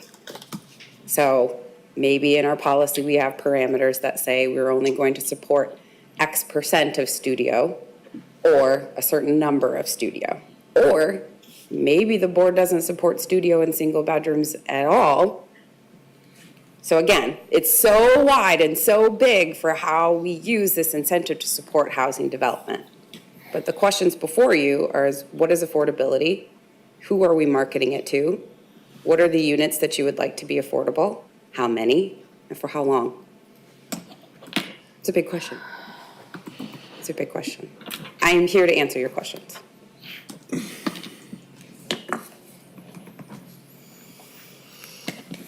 Trustee Wilson. From my brownfield experience at the MEDC, because I audited the program as a tax credit program, I learned that brownfields are below the ground. They will only give you money to mitigate circumstances underground, like what we're doing with the dry cleaners at Village of Okemos. So this now is a fundamental change that they will allow, or we will allow, a brownfield TIF, tax increment financing, for basically anything that's built? Correct. As long as it's a housing component, an affordable component that we have agreed to. So the housing component, does that mean it's a component of something else? It does not have to be. So are you asking, does it have to be a mixed-use product? No, Or it does not. something on that order? It does not? It does not. So conceivably, the project like Marsh Road project, Marsh and Hazlitt, Correct. they haven't built anything yet. So they could apply for this TIF for their vertical build? Correct. Wow. In theory, so could DTN for Newton Point. That is amazing. Isn't it? Yeah. I'm blown. That's a word I would use, amazing. That's an interesting, yeah. Yes, correct. I think it really complicates our housing picture, because I agree with you, we're going to have to build some rules around this. Now, housing in the township, I believe it's in our ordinance, one unit cannot contain more than 2 unrelated persons. Right, do you Correct. happen to know if that's Correct. accurate? That is correct. So we can get around the entire family in a studio, well, they're all related. This is going to be really tricky. Thank you. Exactly. You're welcome. Treasurer DeShane. This is going to be interesting, but I think it's a great tool that we have to solve one of our big problems, which is housing affordability in the township. There's a need for low and moderate income housing, and there's a need for middle income housing in the township right now. And the new builds that are being done up at Copper Creek or White Hills Lakes, these are not affordable housing. These are not middle income housing. They're high income housing, they're McMansions, if you will. And that's been a nationwide trend since 2010, when the housing market came to an almost complete stop between 2008, 9, and 10. When they got restarted after the mortgage crisis, they started building again, but they only started building the high margin, large homes that we see in some of our best neighborhoods. And the middle housing market has been left really undeveloped. So I think if we can use this as a tool to spur that development with redevelopment of existing plots in the township, it could be an exciting tool. And I think, look forward to you coming back to us with some suggestions for how we might achieve that. That would be my goal for this Mr. TIF, is to focus on our housing affordability issue. Mr. used a term of worker ready, which was, I think, between 80 and 100% of the median income as a housing target. Has that been used at all in regards to this program? they are not setting standards for the local unit of government of what the affordability rate needs to be. I have dug into this pretty deeply because I was very surprised at the level that the cap rents were at, considering the square footage. I've been doing this with developers. If I were a developer, I would go for the smaller units that I could get the biggest difference in income to cover the cost of the construction. I really would. It just makes sense. But it doesn't necessarily make sense for our community unless the board felt like you wanted to help out someone more than likely to fit into that studio market, whether that is a single person, graduate professional. My hope is to bring back the board some suggestions with some income, general incomes that we would understand, like a nursing technician, right? An IT associate, a recent graduate engineer from Michigan State. How would that person be able to afford, off of a salary of $50,000 a year, where would they live and how would they be able to afford this unit? I think those are some things to think about. So I think if we were addressing housing, we all know we all need shelter. And so at the Brownfield Authority, the discussion with their board members was, what market are we addressing? If we're addressing family markets, we definitely want to see more 2 and 3 bedroom units. If we are trying to focus on 55 plus, that might be a 1 bedroom or a studio. I think parameters based off proximity and location, focusing on our PICAs, redevelopment in the areas that we've already established as locations for infill makes sense. My other suggestion would be to focus on the MSHDA TIF right now with just multifamily. Because the parameters are very wide, there are no requirements that it has to be multifamily only. There are no requirements it has to be single family only. We also don't have to use their cap rents, which made me feel really good. And that said to me that a developer might think they're gonna get 15 million out of this because they're comparing MSHDA's cap rents, but I asked, and they said no, they created those cap rents for smaller communities, rural communities that don't have a sense of what the general market is for rent in their community. Since we kind of have a good handle on it, we've been addressing housing, we had a housing study, we know where we are for fair market rents. There are several studies, HUD, Alice, several reports that are defined for the Lansing, East Lansing MSA where we live, that we can use those rates to determine what is really fair. And I think that we can get to a point where we agree to an incentive that supports the project moving forward, creates affordability in units, but isn't just handing out millions of dollars to a developer because they put in 40 studio apartments. Thinking of the Hazlitt Marsh development, we know that that development, Hazlitt Public Schools is hoping to see more families, more activation at the corner. Those are big priorities for the community. How do we balance the number of units for the types of market that we want to support in that area? Maybe on a different project, like if you were to support a DTN for rent, Grand Reserve product like that, maybe there's a different component. Maybe there's a different mixture of housing units that you would like to see affordable. Maybe you don't agree that every single development has to have 20% affordable units in this makeup. Maybe you create an opportunity for each development to have kind of its own a la carte version. And I think that it can be done with some simple math and the standards of the board saying we are going to support a multifamily development, for instance, 50% AMI and under, single family or duplex developments, 50% AMI to 120. Those are the kind of standards that we're probably going to have to end up setting. And my suggestion and recommendation is to start with multifamily because that's what we have right now. We have a good bread and butter with developers like Mayberry and DTN bringing single family product to us without asking for support and gap financing. It's the multifamily product that seems to kind of have some issue, especially the mixed use. That would be my recommendation is where to start. Trustee Wilson. So a TIF is normally 15 to 20 years on average? So then we would have to track that developer's, would we treat this the same as any other brownfield? For instance, there's a TIF on Village of Okemos. I believe it's a 20-year. The DDA. No, there is a brownfield. There's a brownfield. They halfway, so they did, the Village of Okemos has a township-only local approved plan. They have not gone to the state for their plan, but it's 20 years. Okay.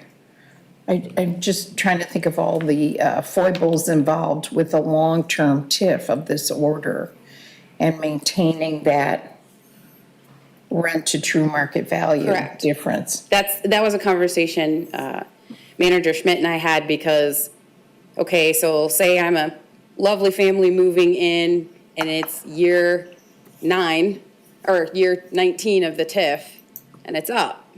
Does the next year mean I have to pay full market rent for a unit that was reasonable? It was $1,000 a month. Now it's going to be $2,200 a month. I got to move already. We've already talked about creating standards that the developer would have to maintain the affordability longer than the life of the reimbursement. So that already seems to be a standard we want to agree to. But again, that's the standard we're going to have to come up with. Is it 5? Is it 7? Or do we make the duration based off the project itself? And one more question, and you also have to tier it to inflation, presumably. Presumably, we would want to do that. Every year, the cap rents will change. And so I do think annually we will be reviewing the rates. Maybe we don't change them, but I think an annual review of the rates and what we're asking a developer to meet is necessary. Thank you. Other board members. Clerk Guthrie. Do you know what our affordable housing stock is in Meridian Township? How to answer that question? Do you mean by units? There are, so Grange Acres is one, but that's age restricted. There are a few. The most recent is Woda Cooper. That's full. That's 49 units. It's not very, we don't get a lot of units. We don't have a lot of pilot We really projects. don't have much. We have, I think, 2 pilots. I can't remember what the other pilot is besides Woda Cooper. But we don't have a lot of developments that are affordable or attainable, restricted by a pilot or restricted through support from HUD or some other affordable housing agency. So am I hearing you correctly in this presentation that this would provide for that? Is that what I'm hearing? If Yes. this board so chose, is that what I'm hearing? Correct. If the board chooses to do this affordable housing a mechanism, TIF mechanism with MISTA, the developer will be reimbursed over the lifetime of the agreement based off of the affordability that they've provided.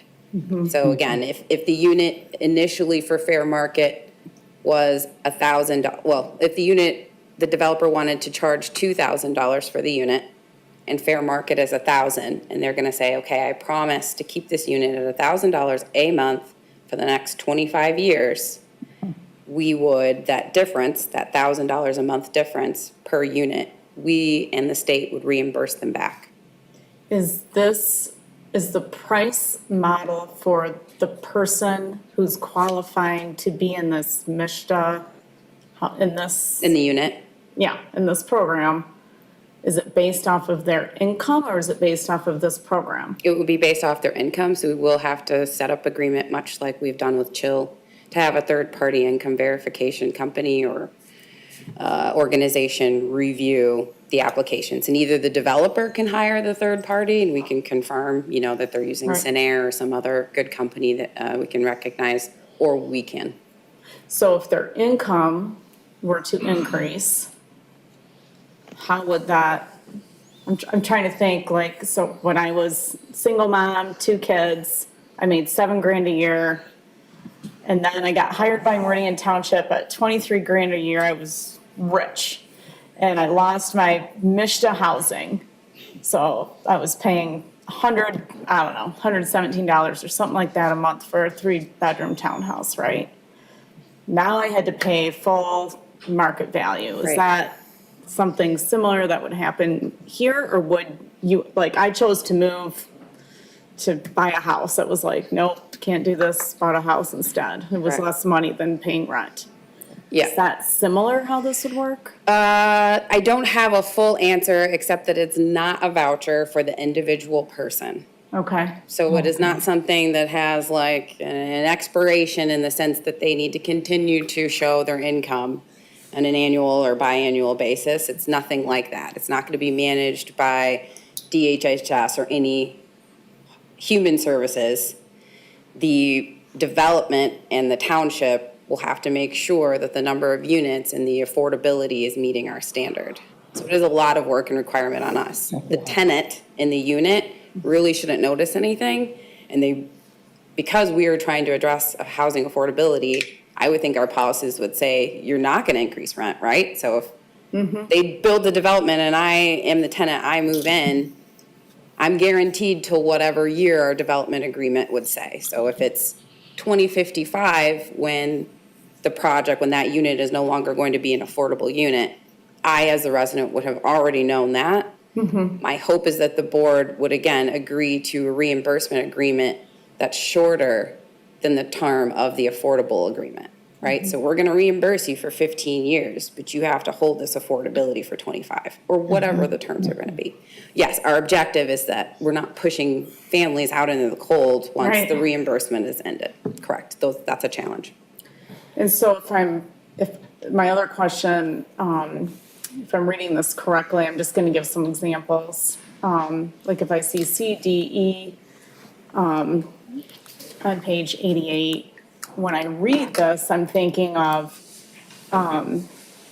like maybe, acquisition costs for blighted or obsolete rental units, like maybe the trailer park, there's been a lot of issues over there. Something could be done there with this money. Or maybe in downtown Okemos, about the karate studio, they have apartments for rent up there. Maybe they could they apply for something to change those apartment units out and? They could. Yeah, as long as the project has a housing component. It does not have to have a brownfield contamination component anymore. For the MISTA TIF.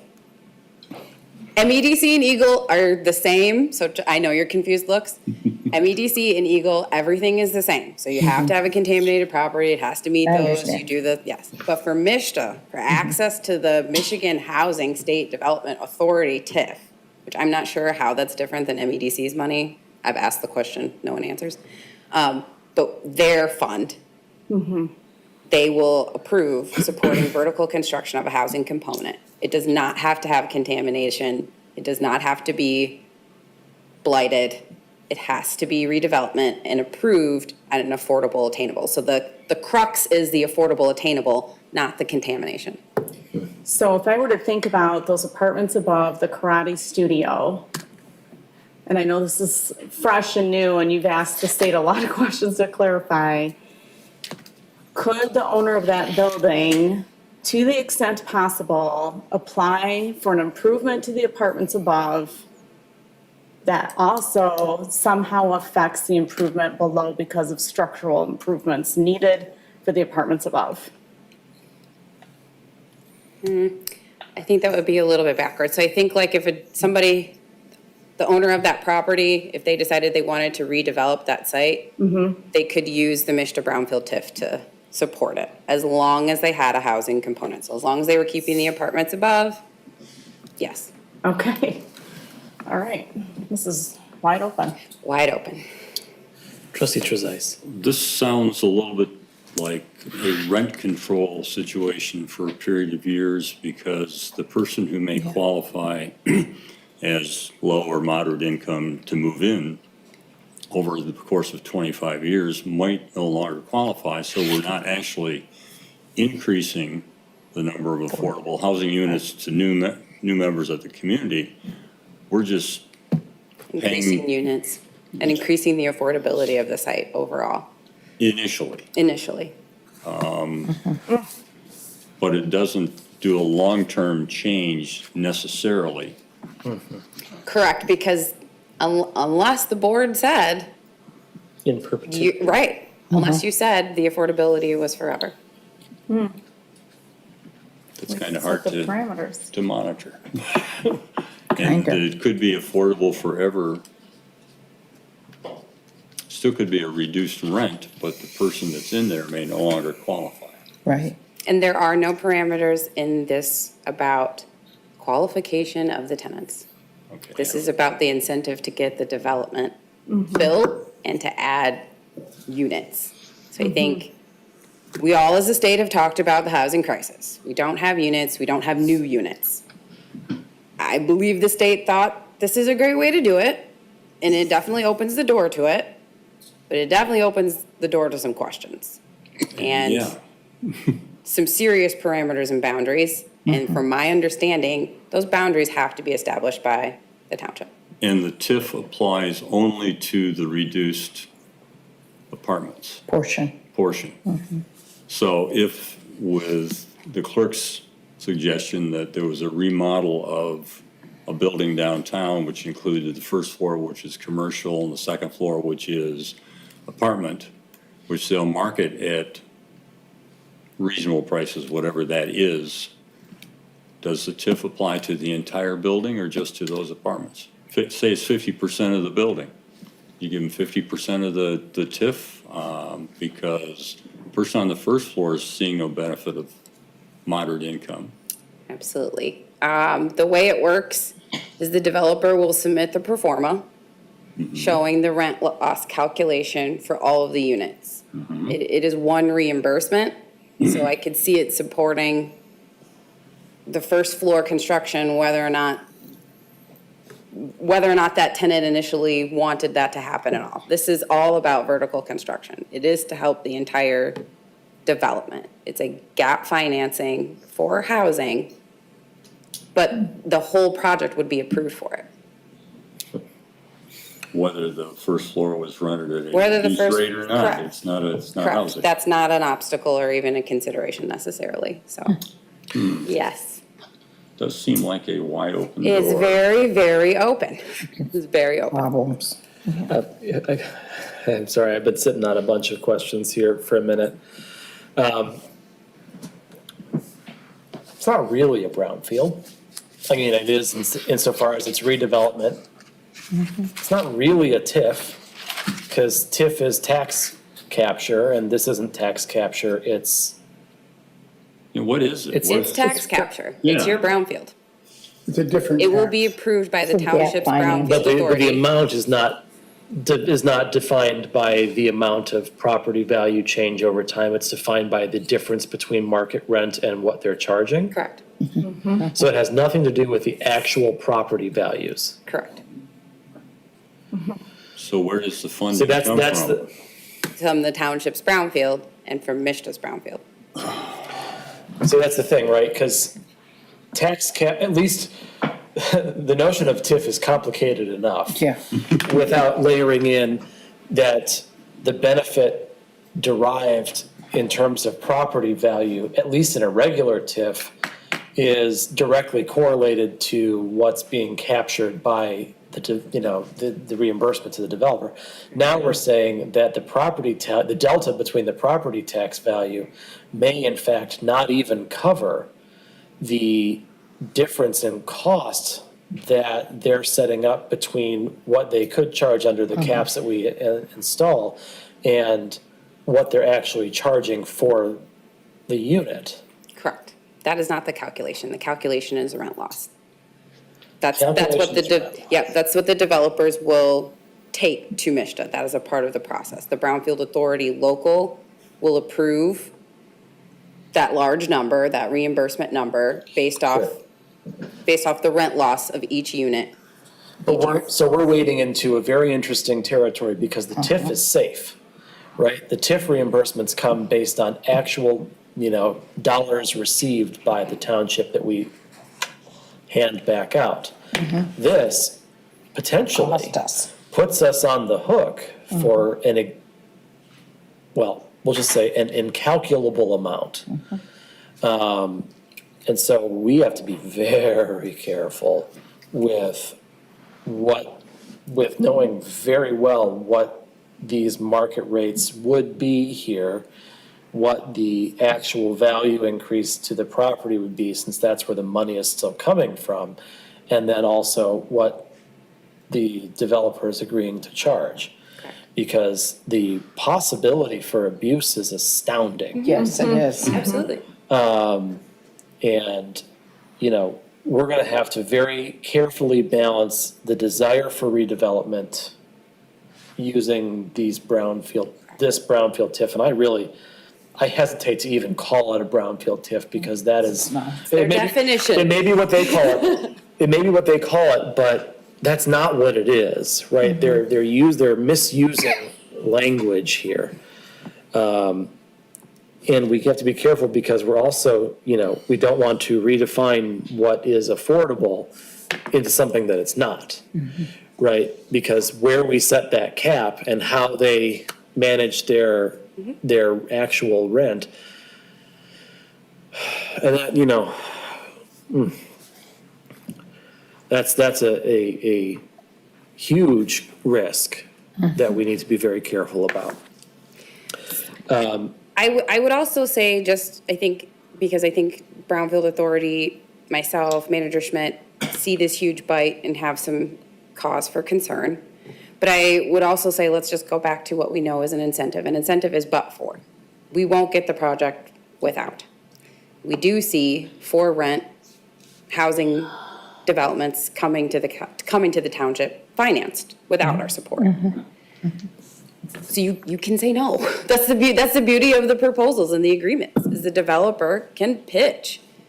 This is our affordability. This is what we're trying to do. This is what we're going to bring to the community. If it doesn't meet what we believe is our standard, we feel like the risk is too high, it's no. Right, but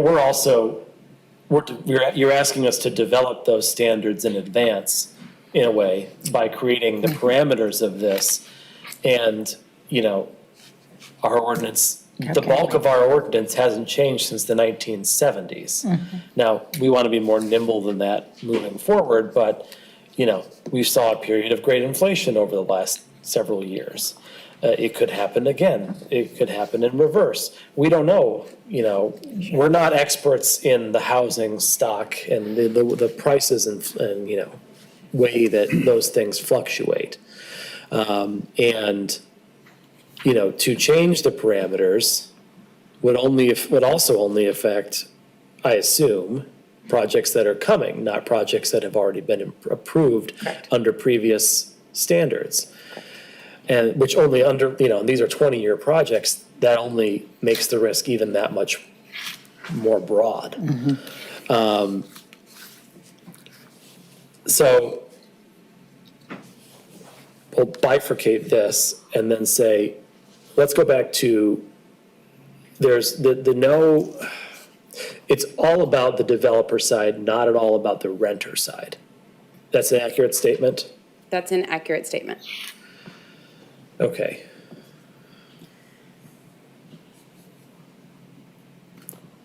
Okay, Right, it's an incentive for the development. right. It's an incentive for the development. It could be that maybe you don't like it for multifamily. Maybe you like it only for single-family housing. And that's another field. I know I've been very like, oh, I can't imagine telling Mayberry, I can't imagine it. But maybe it's a thing. Maybe in 2 years, I will be telling Mayberry, here's your reimbursement for affordable housing. And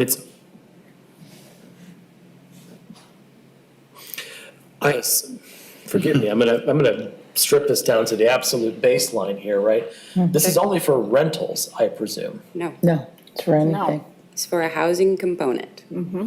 It can be duplexes, it can be single-family home, it could be. How does it work for an owned home? Then how does mechanically, because everything we've talked about so far has been rent control related. How does that work for a home that's owned by a family? I will tell you, Mishta has some details. I don't really totally understand it myself. And so I've only really focused on the rent loss calculation and a pro forma for multifamily. Right. They tell us the allowance for single family, but they do have a mathematical calculation for a single family. And essentially how the developer will show what loss they have for the affordability of the house.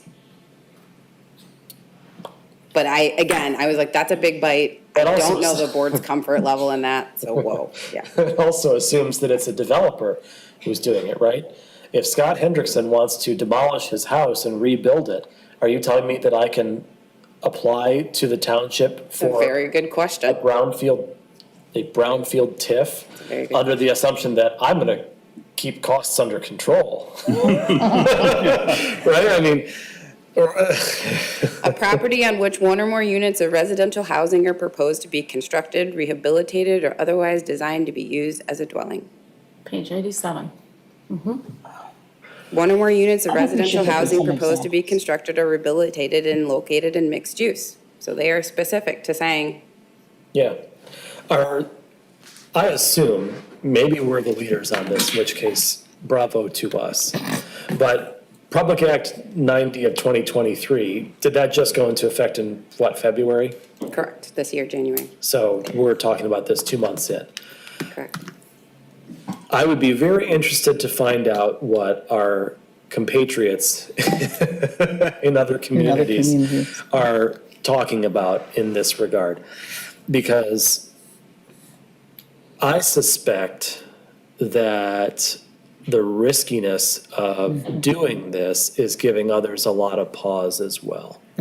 And maybe there's some way that we can bite small, like you say, and address this in a piecemeal over a long period of time fashion. But this is leaving me very uncomfortable. I have heard that MISTA does have some potential projects in the hopper coming to them for a request for TIF. And yes, your two biggest mixed-use projects are looking at this for reimbursement. Whether or not you support it is a whole nother issue. I've even told the developers, I don't know if the number you're gonna come up with for your rent loss calculation is gonna meet your need. So if we decide our parameters are very focused and their rent loss calculation comes out to be 3 million, we'll only approve $3 million for 25 years, that may not help them. I don't even know if they've considered that. I think developers saw MISTA's control rents and saw these huge numbers and want to go after it, but they don't know that communities don't have to meet those control rents. Yeah. Does MISTA take our numbers for their applications, or are No, they gonna they take will use theirs? their control rents for their numbers. So they may get the MISTA piece, They may get the MISTA piece and the township piece might be small. Correct. and the MISTA township may say no. Correct. If the township says no, it does not work. So if the local BRA does not approve, it will not go through. Oh, And those BRAs, they do eventually come to us, right? Or they don't? no. I feel like I've seen the one or two before. I don't think so. Your Brownfield Authority plans, I do not believe are 100% approved by you.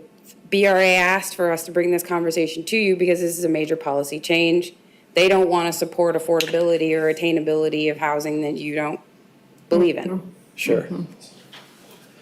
Well, and again, it's not, just to clarify, it's not that we don't want to see attainable, affordable housing. Correct. It's that we just have to, Correct. the entirety of the community's tax dollars are potentially at risk. And we have to balance the riskiness of how we address this issue with the goal of bringing more affordable housing and attainable housing to the township, at least from my perspective. But I've been talking for a while. Treasurer DeShane's been waiting patiently. I'm no tax expert, I just collect the taxes, but my understanding of the difference between a TIF and a typical tax increment financing, the tax increment financing, like the DDA is going to get, they had to go to CATA, they had to go to CATL, they had to go to the county, to the township, and ask that those tax authorities forego that increase over a period of time. The TIF is different, you don't go back to those same agencies, it's the state education tax that is being forfeited, and that's where the state involvement is. Okay, so we don't go to all these municipalities, it's the state education tax that is funding this. I don't really understand this concept of local riskiness. We have to approve the rules, but there are no township dollars at risk in approving a TIF because we're not guaranteeing anything. It's the state that's setting out these dollars here that they're going to forego over the 20-year period. That's not. Both units. So the local unit of government, BRA, has to approve the reimbursement. MISTA will not approve. So look at it as two brownfield buckets, one from the township, one from the state, like we've done with Eagle or MEDC. Except So- for now, it's MISTA's arm of it. So to clarify, it is indeed township tax dollars that are It's township, being paid yes. back to the developer as a part Yep. of this. Correct. My main point is we need to workshop this. We need to bring in someone who understands this whole program, someone who's already done it, and talk and have a working session to I discuss don't it. believe you're gonna have anyone do it. They just approved this law in January. There are no communities that have an approved plan. There's no approved plans with MISTA right now. Okay, well, until we have some parameters, I don't think we should risk into this area and create a program without some parameters in place. Thank you. It's like Attorney Kirschel's got to come. Hi, Matt. How fortunate that our attorney happens to be in the room. I have the benefit of being able to search your ordinances as well as policies and procedures while I'm listening to the discussion. So the Brownfield Authority adopted policies and procedures does outline its approval of plans, and it is a recommendation from the Brownfield Authority, and then the Brownfield plan comes to the Township Board for a public hearing, and then is approved or not approved by the Township Board. So the plan itself does come before the board. There's some other pieces like a work plan that wouldn't come, but the Brownfield plan itself would, so all these issues you're talking about, you would see those directly. And then Treasurer DeShane, to your comment about the capture, Brownfield is a bit different than the other TIFs, and I think one of those distinguishing pieces is how and whether they have to go to the other taxing jurisdictions. Brownfields have a bit more flexibility to capture regardless of input from those taxing jurisdictions. School taxes are always a different ball of wax, so I won't pretend to know the answer without looking it up. And then, as Amber has well stated, all of this is very much in flux. So even to that point, whether there could be a different procedure for this new piece, different from traditional brownfields, we'll kind of wait and see. So I'll just put a little asterisk by that. Some of the Brownfield Authority members have suggested that we have a separate MISTA affordable housing TIF policy. So if Joe Schmo wants to come to us with their traditional brownfield request for the Sunoco gas station update, that would go through just like normal, everything pretty much the same as we've always seen a brownfield plan.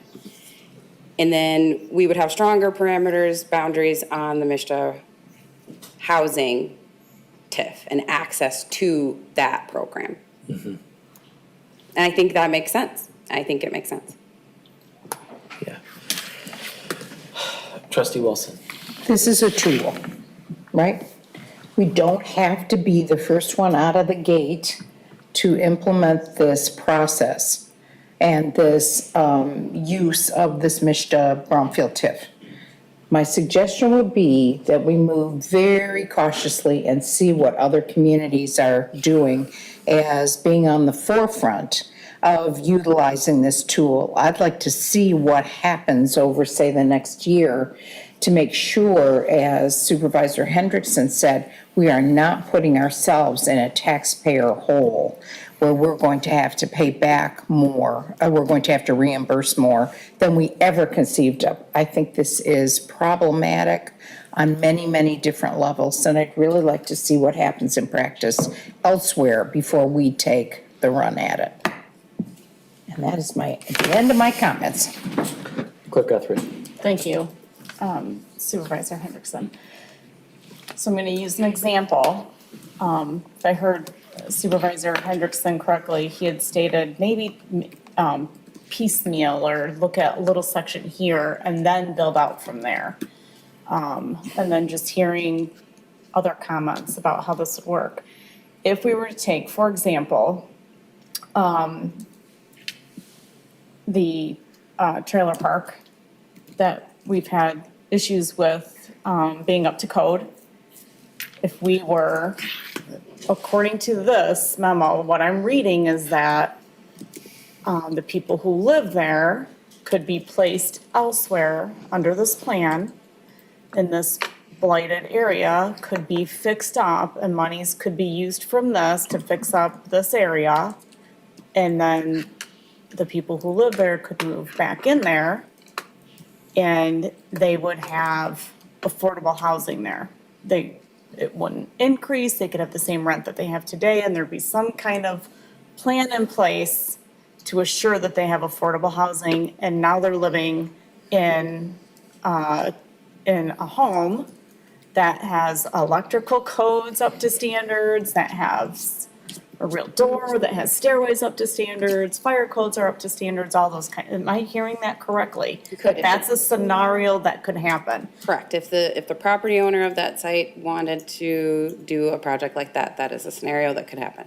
And the board could say, this is what we would like to see. We would like to see an area like this, apply for this money, or like however it is, apply for this program, and we would like to work with these kinds of places in the community.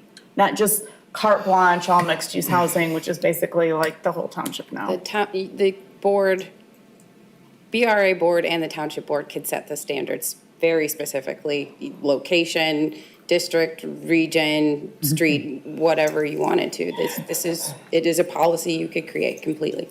And the policy would allow for flexibility to be changed annually for rates, location, things like that, correct? Well, I think in that sort of scenario, I think this sort of plan is very exciting if something like that were to happen. It's a very good tool, I think, done well. I just want to, I think when I said piecemeal, I wasn't talking about like locationally piecemeal. I was talking about as it related to, specific housing types or that kind of thing. I mean,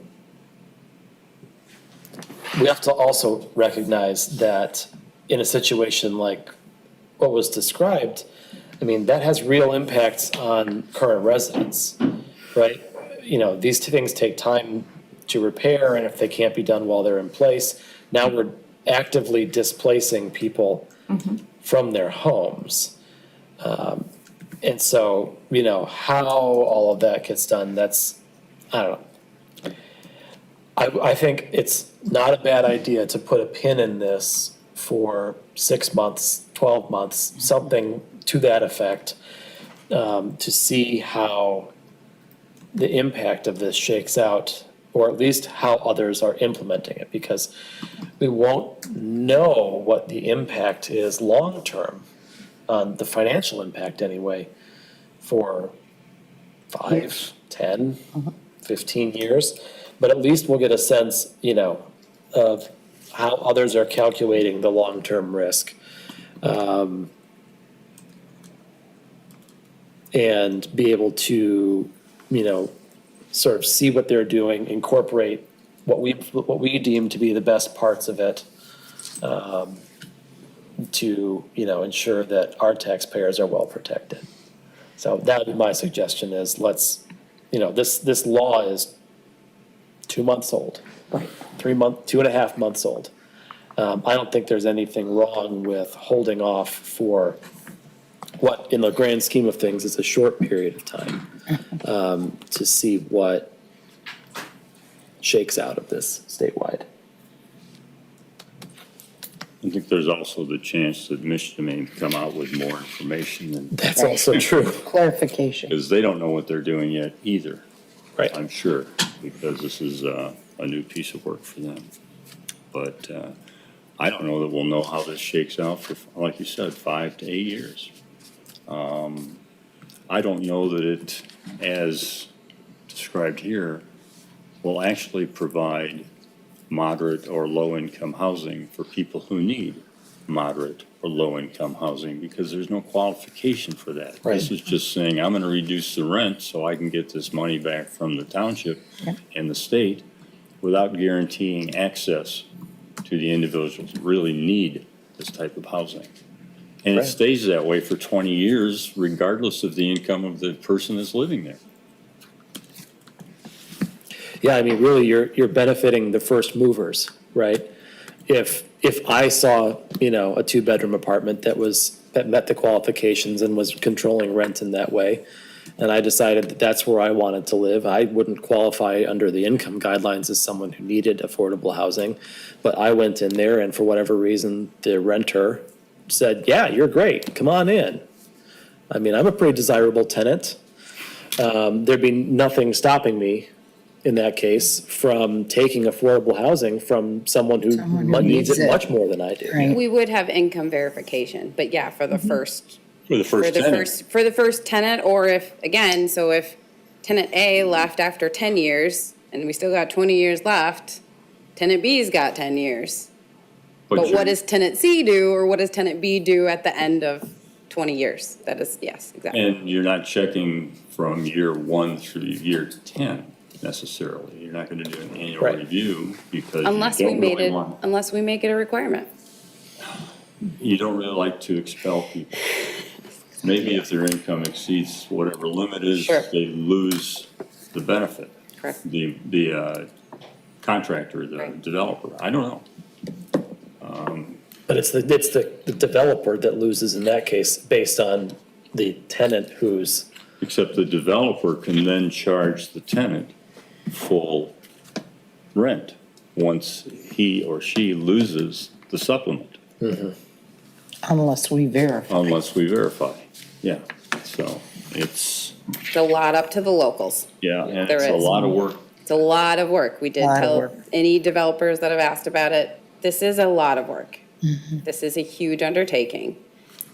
It's not, told them, not something that's gonna turn over tomorrow, and I've even told them privately, I'm not sure it's gonna fill the gap necessarily. I think it depends on how the finances come out. But yes, I have had some cause for concern is what is our affordability, what is our market, and what does that look like? And I can't make that determination. It's gonna have to be a board decision. any, Clerk Guthrie. So even if the board makes zero decision, wants to put a pin in it, holds off on this, we don't know what to do, we're afraid, whatever it is, a developer could still say, hey, we'd like to apply for this. We'd like to have a portion of this. We want that as part of our plan. Can they do that, or does the township have to have something in place? We have to have something in place. Okay, so you would just tell them, township has decided to put a pin in it, we don't have anything in place, so this Correct. is not gonna be part of your plan. Correct, I would say that right now our brownfield only has policies that approve eligibility based off contamination, blight, obsolete, all of the, we have not made updates to include Act 90 or made a separate policy. Yeah. Thank you. Any other thoughts? Thank you. You're welcome. Wow. That's more than I expected from a 3-page memo. I'm over here like a 3-page memo, dang. Extraordinary. This is so long. Okay. Second one is 2-page. Next on our agenda. Several page letters, yeah. Is item 13C, thank you, by the way, for the draft liquor license ordinance. And Director Clark, who is our Neighborhoods and Economic Development Director, I got it in one breath, was here to present to us on this. Nice job. Thank you. Okay, so as we know, we have Mr. Kushel here. I got to bother him probably since October of last year when I started seeing our licenses go out the window. I appreciate the moratorium. I think some board members were a little surprised and maybe confused as to why we felt like we needed to take a pause. Even in that time, I have 2 liquor license applications for liquor licenses I'm not even sure we have. So we have a moratorium right now. It is up in 2 days, on the 23rd. That is the full 180 days. We've worked on an ordinance. Matt actually has worked on an ordinance, and it's brilliant. It's beautiful. Our last ordinance, if you had a chance to gander in the township code, it's very small, it's very short, and doesn't have a whole heck of a lot included with the different things that MLCC does. Some of those recent changes being the transfers. So As long as a license issued in Ingham County stays in Ingham County, even if it's moving, say, from one local unit of government to the other, Bath to Meridian, Meridian to East Lansing, Lansing to East Lansing, vice versa, whatever, that counts, that quota number will not be reestablished to the local unit of government. The local unit of government does not get a say on whether or not it transfers, and it does transfer into the next community if they accept. There are some also parameters on how we accept transfers, and we didn't have any language, we didn't have that language in our ordinance before, and I think, one, because we review the transfers, because there's still staff and departments that have to review, and still because police and fire may be called to those business establishments once they come to the community, we should have a fee, and we should have a process to bring in new transfers, as well as defining some parameters around prioritizing where we would like to see licenses. My suggestion, recommendation is to promote areas where we would like to see development, where we don't see licenses, or there is not a license, or it's a PICA, or something else that's incentivized in our master plan. I'm kind of turning the liquor license into an incentive, one, because it's not an asset to the township unless it's really associated with the business, so I see it that way, but it is an asset, because once it's given to the license holder, they can put a price on that, and they do put a price on it. I've been told that an SDD in Ingham County goes for $300,000. And a Class C is $20,000 at the state. It's $60,000 on the market. This is a valuable license that we're giving to people for $200. And I think that that's a little bit of an issue there. I'm not saying we have to charge an astronomical amount, because we definitely want to see business. But when the township has an asset, you typically sell it for what it is worth to the township, and to also incentivize, or to tell that person, especially with this license, that this is a serious thing. I've had quite a few people come up talking about other license types that we issue in the township. This is several alcoholic establishments that we have in Meridian, and I felt like our process was a little light. So this draft that we have is for you. I'd like to hear your comments. Maybe you have some different parameters that you would like included. We did also talk about the state law for the 55% of all retail liquor license fees. They do come into Treasury. Those fees are to be associated with the department that does the enforcement of our ordinance. So when police, right, helps to staff police, but it also helps to pay them for their time for going into establishments to check to see if they're in violation, if they're making sure that our community is safe by having that liquor license. Each license holder has an annual renewal. April 30th is the end of their license with the state, and May 1st is the beginning. So every license holder in Meridian Township goes through this renewal every year. And that is also a renewal that you may want to keep, you may consider as a fee or a process that you would like to keep updated with which businesses are doing what and what licenses are active. I included all of the licenses in there and the license fees for the $32,000 that we received from the state. And I am open to answering any questions. If I can steal the floor just a little bit, to kind of give a bit more context on the ordinance itself. Agree with, Amber's presentation, and when the township considers its applications, and as she mentioned, you can see the difference between what the previous ordinance required in terms of an application and what we're presenting. You can see the different amount of work that's going to be required of township staff, of the police departments, et cetera. So that's, informing a potentially higher fee. And we talk about this as well, that fee can also be set by resolution so that it has some flexibility and you don't have to come back for an ordinance amendment, which is why you don't see an actual dollar amount here. And then to her point in how this is an asset to the township is how it integrates into the township as a whole. And then so we have a lot of that criteria in the application that the board would consider when approving a license, right? What is the development that the applicant is bringing forward, whether they're building a new building, whether they're rehabbing or going into a vacant space, bringing some vitality to an area, as she mentioned, whether it's a an area that already has some economic development pieces already in place that we're working to redevelop, and that this license then will support that.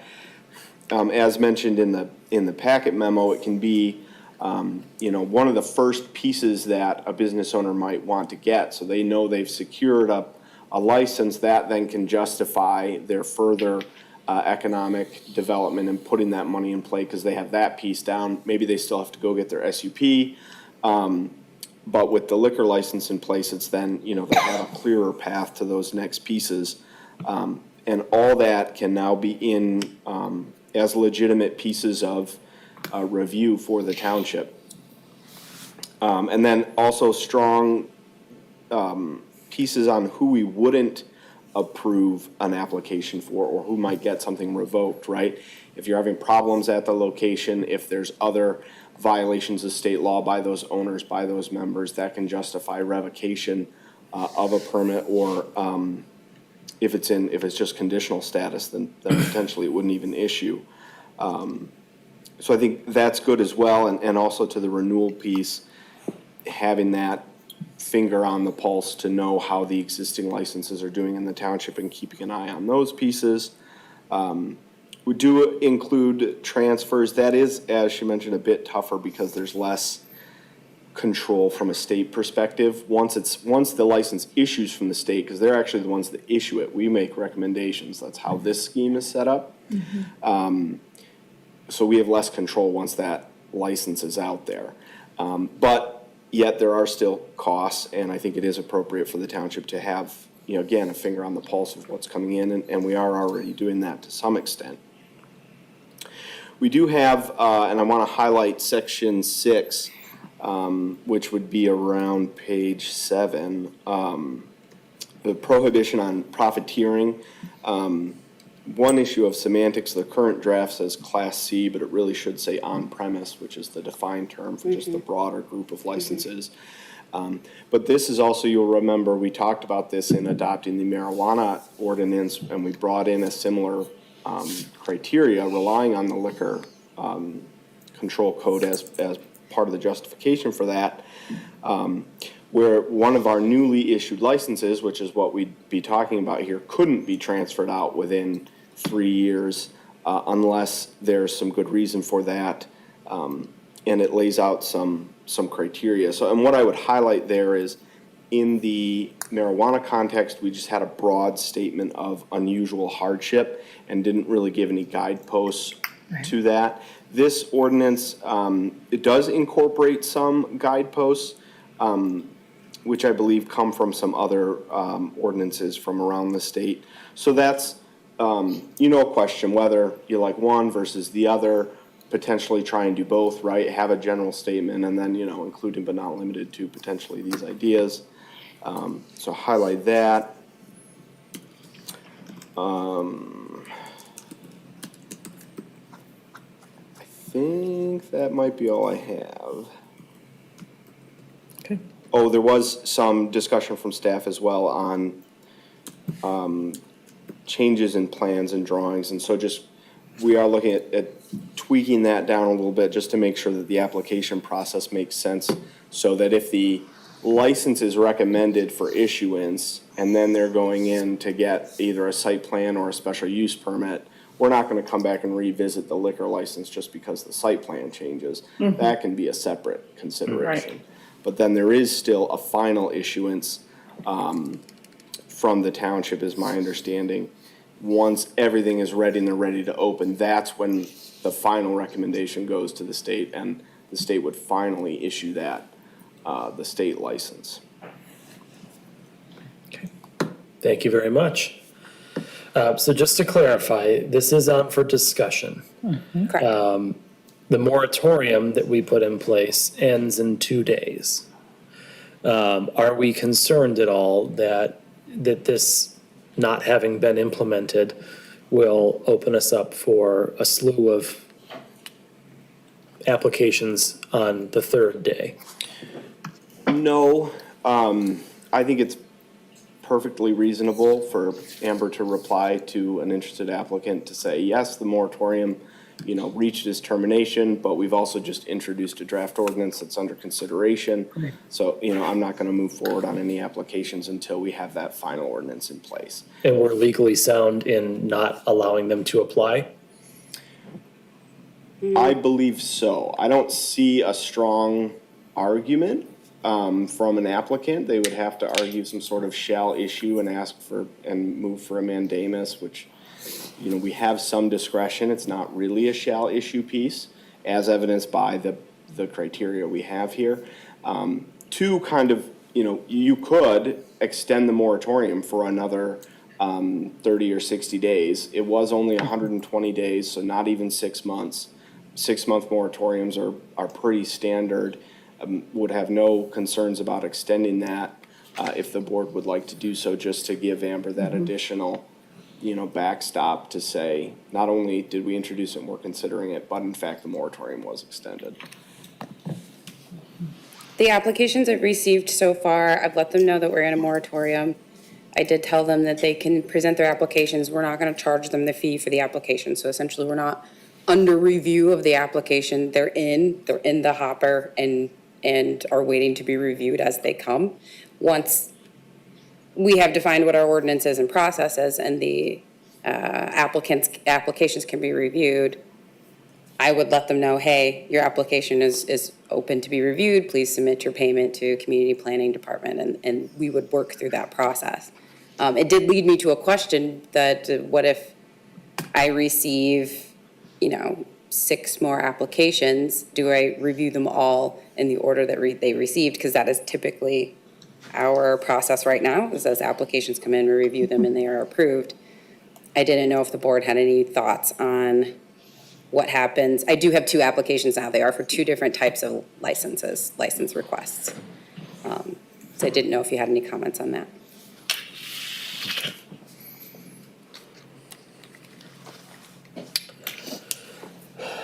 Board, any questions or comments? Trustee Wilson.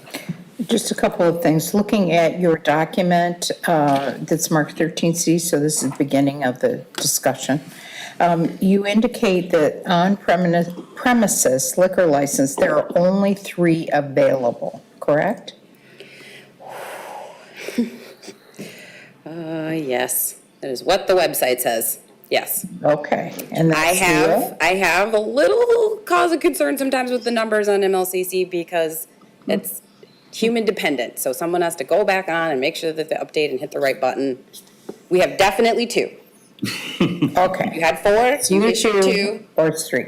Yeah. And then 20 for off premises, that's package, right? Correct. Okay. So when we set the moratorium 4 months ago, there was one party that contacted us. I believe it was a husband and wife operation.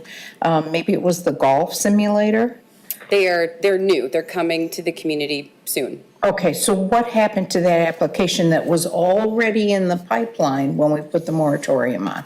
We told them we were on a moratorium, that we are not reviewing applications for liquor license for any new liquor licenses right now. Are they number 1? No, I let them know that if they were looking to get a license issued from the state, that they could transfer a license, they could buy a license off the market, and that would not be something that the township board would have to approve. They elected to do so, and they bought a license from a current Meridian Township holder, and they're transferring that license to that unit. Okay, thank you. You're welcome. It's sort of consistent with that approach. When the ordinance comes into place and there's applications, I think we do have the discretion. It's not a first come, first served. I think it will be all applications considered together, right? They'll probably want to supplement their applications given the new criteria as well. So we might see some flex and change from the applicants themselves as they consider what they want to do. And then you'll have the new criteria. You'll be able to evaluate those applications against that criteria.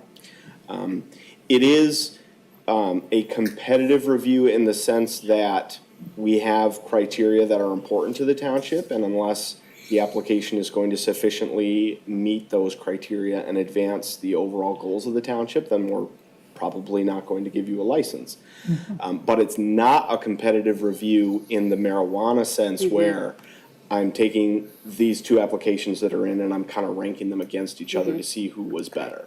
So it's yes, but no at the same time. They could be two different license types. The other thing too about this experience, so we saw a business establishment said, we need this license, we have to have it. We were on a pause. They went and bought one. It's perfectly plausible for the board to say no, even if you have no other applicant, because you feel like they don't meet the criteria, or it's not in the area you would like, or there's other licenses that are similar to it. You could say no. That business owner has the opportunity to go on the market and buy, right? It's state's asset, but it's your asset. Clerk Guthrie. Thank you, Supervisor Hendrickson.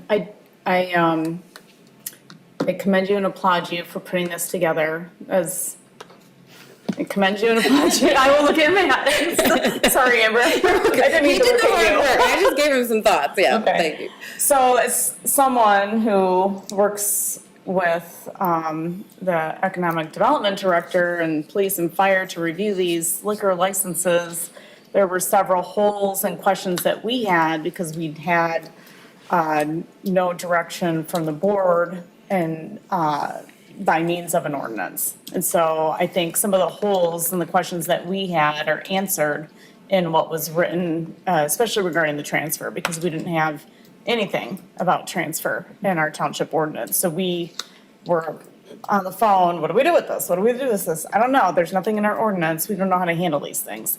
And so I feel from that perspective, as someone who reviews these with you, that we have an answer to a lot of those questions that we had before.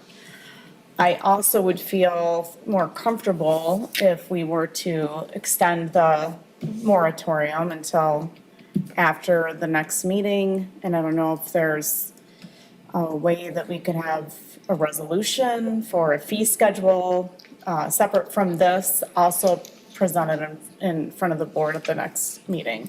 So I would like to see a resolution of fees at the next meeting, and I would like to extend the moratorium tonight if we could. Thank you. And I would just note on the potential moratorium extension, you'd want at least 2 meetings because you have at least introduction and adoption. Correct. Yes, that's fine. Depending on if you do another night of discussion. Right. Trustee Trezise. I would make a motion to waive our bylaws so that we can vote on a motion to extend the moratorium at this meeting. Okay. We've got a motion to suspend our bylaws to consider. Suspend our rules, rather. It's rules. Yeah. To Yeah. consider the extension of a moratorium this evening. Do we have a second? Support. Supported by Clerk Guthrie. Any discussion on the motion to suspend our rules? All those in favor say aye. Aye. Any opposed? And the motion carries. Our rules are suspended this evening to consider a moratorium. Trustee Trezise. And I would make a motion to extend the moratorium on issuing of any liquor licenses within Meridian Township for an additional 60 days from the expiration of the 120-day moratorium, which is tomorrow or the next day. Support. Moved by Trustee Trezise, supported by Clerk Guthrie. Any discussion on the moratorium itself? Moratorium extension, I should say. Do we need 60 days? We can always end the moratorium Early. prior to that if we're Right. ready to go, but I don't want to necessarily Have to get extend back it. here and extend it again. Got So we need at least 2 meetings to publish and approve the ordinance. So I think 60 Okay. days is adequate. Just confirming with our lawyer, I believe we would have to Board action to. formally, Yeah. by resolution, change that. But that's okay. We would have that prepared for the night Yeah, that the board would make that decision. thank you. Any other discussion on the extension of the moratorium? Seeing none, all those in favor say aye. Aye. Any opposed? And the motion carries. Okay, so with that set aside, we have extended the moratorium for 60 days. Thank you. Thank you. I had a couple of thoughts on the ordinance presented as well. I agree with Clerk Guthrie that having the fee schedule, or proposed fee schedule in front of us would be very helpful. Okay. In addition, on page 3 of the proposed ordinance, this is section 4, subsection D. And really, it's for several subsections in this area. There, and this may be by design, but there appears to be no time frame upon which the staff review occurs and the board considers the application for liquor licenses. Is that by design, or is that something that we should probably consider adding? Yes, that's by design. There is a built-in reasonableness standard that's going to apply if an applicant believes the township is dragging its feet. The benefit to not having a hard date is if you have a complex application or there's a lot of moving parts, you then have the flexibility to have the discussions and get the robust data you might need to make an informed decision, or have, if the applicant wants to submit supplemental information, et cetera. So that is the thinking there. The one timeframe that would be imposed is it would actually be in the renewal side of it to ensure that if there was any contrary recommendation from the township, that we submit that within the timeframes needed to be considered by the Liquor Control Commission. But for a new issuance of a license, no, take the time needed to adequately evaluate it. Okay. Yeah, if the board wanted to be or you were opposed to a transfer, there was a limited time that we would have to send to MLCC saying, these are the reasons why we're opposed, and they will probably only pay attention as long as it is in opposition to zoning, our policy. We have to kind of date it back to some law or reason why we were opposed to this facility. We'd have to do that in a timely manner, otherwise the license will be issued. Yeah. Personally, I don't mind holding our feet to the fire at least a little bit, because it gives the applicants some reasonable expectation of how long the process might take. Now, I understand we don't want to hamstring ourselves too much, but if there's a way we can split the difference somehow, I would support that. And then further on in under subsection G 2A, you've made reference to various departments who are providing information and recommendations based on their review of the application material. Previously, in the subsection D we were talking about, you had also allowed for other departments as required by the township manager. And I think for consistency's sake, we probably should include that in this area as well. So that if, for example, the Parks Department, for whatever reason, is a part of the discussion, that we see their recommendations when it comes before the board and its review criteria as well. Does that make sense? Yep. Okay. Thank you. That was a lot more words than probably was necessary to express that thought, but I get told I do that a lot. Next question was in section 7. Objections to renewal or request for revocation, subsection C. Here, we introduce the concept of a hearing officer with very little information as to who that person is, how that person's appointed. What's going on with the hearing officer? So again, bringing in the procedures from the marijuana context. And yes, there is some ambiguity, I guess I would say, or lack of clarity, because the hearing officer would be someone who would be appointed by the township board. So not, at least in the ordinance, contemplated to be, this person X. we did think about this, and one of the other amendments that I've kicked around my office was identifying who could not be the hearing officer, so like it can't be Amber, it can't be the Director of Community Development. Can't be us. Or a member of the board. Actually, right? the board is the hearing officer. Well, yeah, well, if we delegate to one person though, right? So, yeah, and the structure there, again, is similar to, again, the marijuana situation where the hearing officer, does the work, holds a hearing, gets you a recommendation, but the final decision is still in the board's hands. So, right, no board member would be the hearing officer because then you'd be reviewing your own work. But you could appoint, if there's an individual on the Construction Board of Appeals who's well-suited, or the ZBA that's well-suited, or the Planning Commission, you have the flexibility to identify an appropriate person at the time an appeal is brought forward.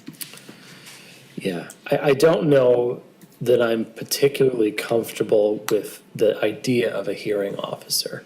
And the reason why is it's a lot of, yes, the board would certainly get an opportunity to weigh in on the final decision-making. However, I worry that everything being filtered through one person's lens doesn't give the board the opportunity to have the deliberative discussion that comes with the hearing, the questions, et cetera. And that's the possibility for misuse or in that position may be real.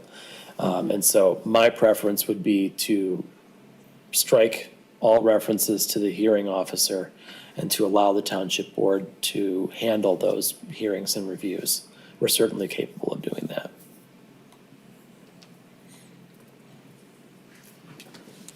So those were my thoughts upon review. I am but one of 6 right now. Any other board members?